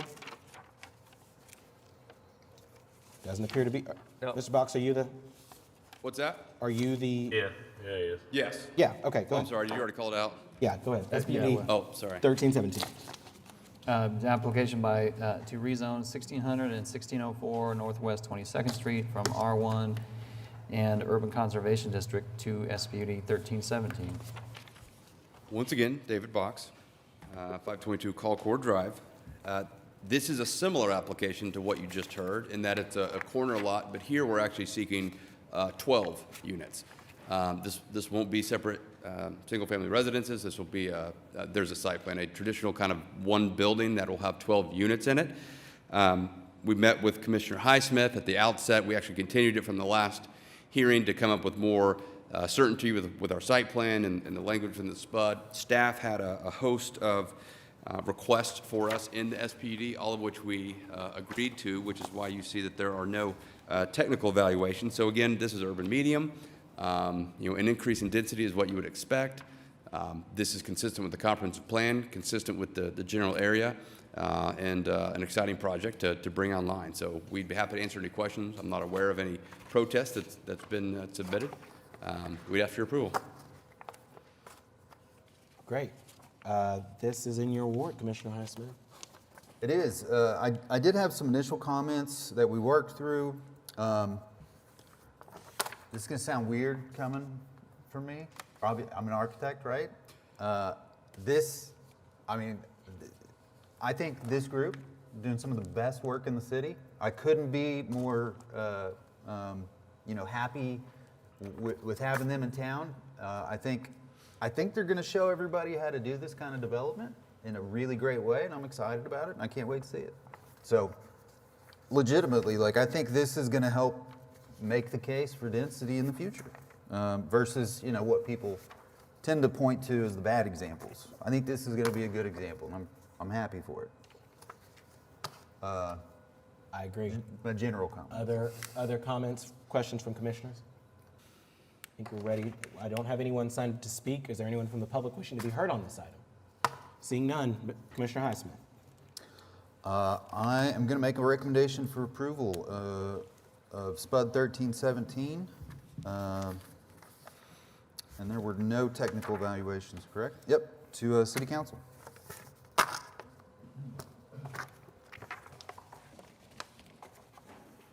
And it's been seconded by, the motion is to recommend approval of SPUD 1317. It's been seconded by Commissioner Coffey. Please cast your votes.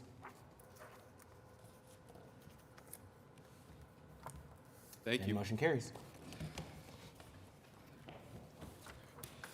We are now on item 41 has been continued to the August 12th meeting. We are now on to item 42. Item 42 is an ordinance to be introduced and set for public hearing and recommendation on August 12th, 2021, related to zoning and planning, amending Chapter 59 of the Municipal Code by amending Article 8, Use Unit Classification, Section 59, 8150.5, by including quail, doves, peafowl, and even ostriches within the animal raising personal use unit classification. amending Article 9, Use Standards, Section 599350.8 by amending the time period for nonconforming uses to come into compliance. Did something happen? Right? I'd love to know the backstory on why we need ostriches. I think it was JJ or, okay. Gonna kind of talk us through it. Susan drafted it with the help of others. Is your mic working? I don't. Can you hear me now? Yeah. Okay. This was an ordinance amendment that was requested by Councilperson Nice. Currently, our animal raising personal only limits it to certain, only applies to certain types of domesticated birds. There are a lot of other birds that may be out there that people may have on their property that are less than an acre. So this will just expand that definition to include, expand that definition to include other type of birds. What about? That's within an acre, so it would be an acre? Right. You'd have to have an acre in order to have these type of birds. What about peacocks and emus? Right. Is that peafowl? Okay. Yeah, this also would have any non-conforming uses would have to come into compliance within 3 months. So that lessens the current ordinance from 6 months to 3 months. Okay. Any questions from commissioners? This is all wards, so. I'm just curious, so is there a, I mean, what do you do if you want to have chickens on your property? Is there a way to do that, or is it just like not acceptable in city limits? You have to have an acre. Right, you have to have an acre and meet other, the conditions that are set forth in the Okay. zoning ordinance currently. Okay. Other questions? I hear a lot of murmuring. Anybody want to share your thoughts with the public? Oh, yeah, we were just discussing chickens in backyards and, Yeah, I'd love to be able to raise like a chicken or two on my property, but I mean, I've got a 40 by 140, so Well, definitely not an acre. I thought as a city council, 4 or 5 years ago, they passed a deal where you could have 1 or 2 chickens in your backyard regardless of where you lived. Or did we just discuss that and it never passed? I'm going to send that to That was a Susan Pete here. White thing. That did not pass, but there could be an ordinance coming up in the future that would be different than this one that would allow something like that possibly. All right. Anybody here live on an acre? I don't live on an acre. I used to. I don't live on an acre, but as someone that used to live in a neighborhood that was overrun by peacocks, and it was, they're great watchbirds. They're almost like dogs. They're mean. They're Yeah. pretty. They can be pretty vocal. They're aggressive. So, and the word is that they started out as a small group, and then the owners left and just left them, and they, with no natural predators, they just kind of got out of hand. So I guess that would be my only concern. Yeah. It is Kind of unique thing for a neighborhood to have a family of peacocks. Yeah, they're not the friendliest bird. I know that. We used to have some. We used to raise exotic animals on 10 acres. That sounds right. So, Is there any Monkeys, any members of goats, the public? whatever. I think there's some consensus here. Are there any members of the public wishing to be heard on this item? Seeing none, I think we're ready for a motion. I would like to make a motion. Second. Move this to city council. The motion before the body is to. This is just a set, I think it's going to come back for hearing here. Oh, okay. So we don't need to take any formal action, right? Or just set it for public hearing is our Right. action. So the motion from Commissioner Hinkle is to set this ordinance for public hearing on August 12th. Is there a second? yeah. Second from Commissioner Coffey. All those, oh, go ahead, we can vote.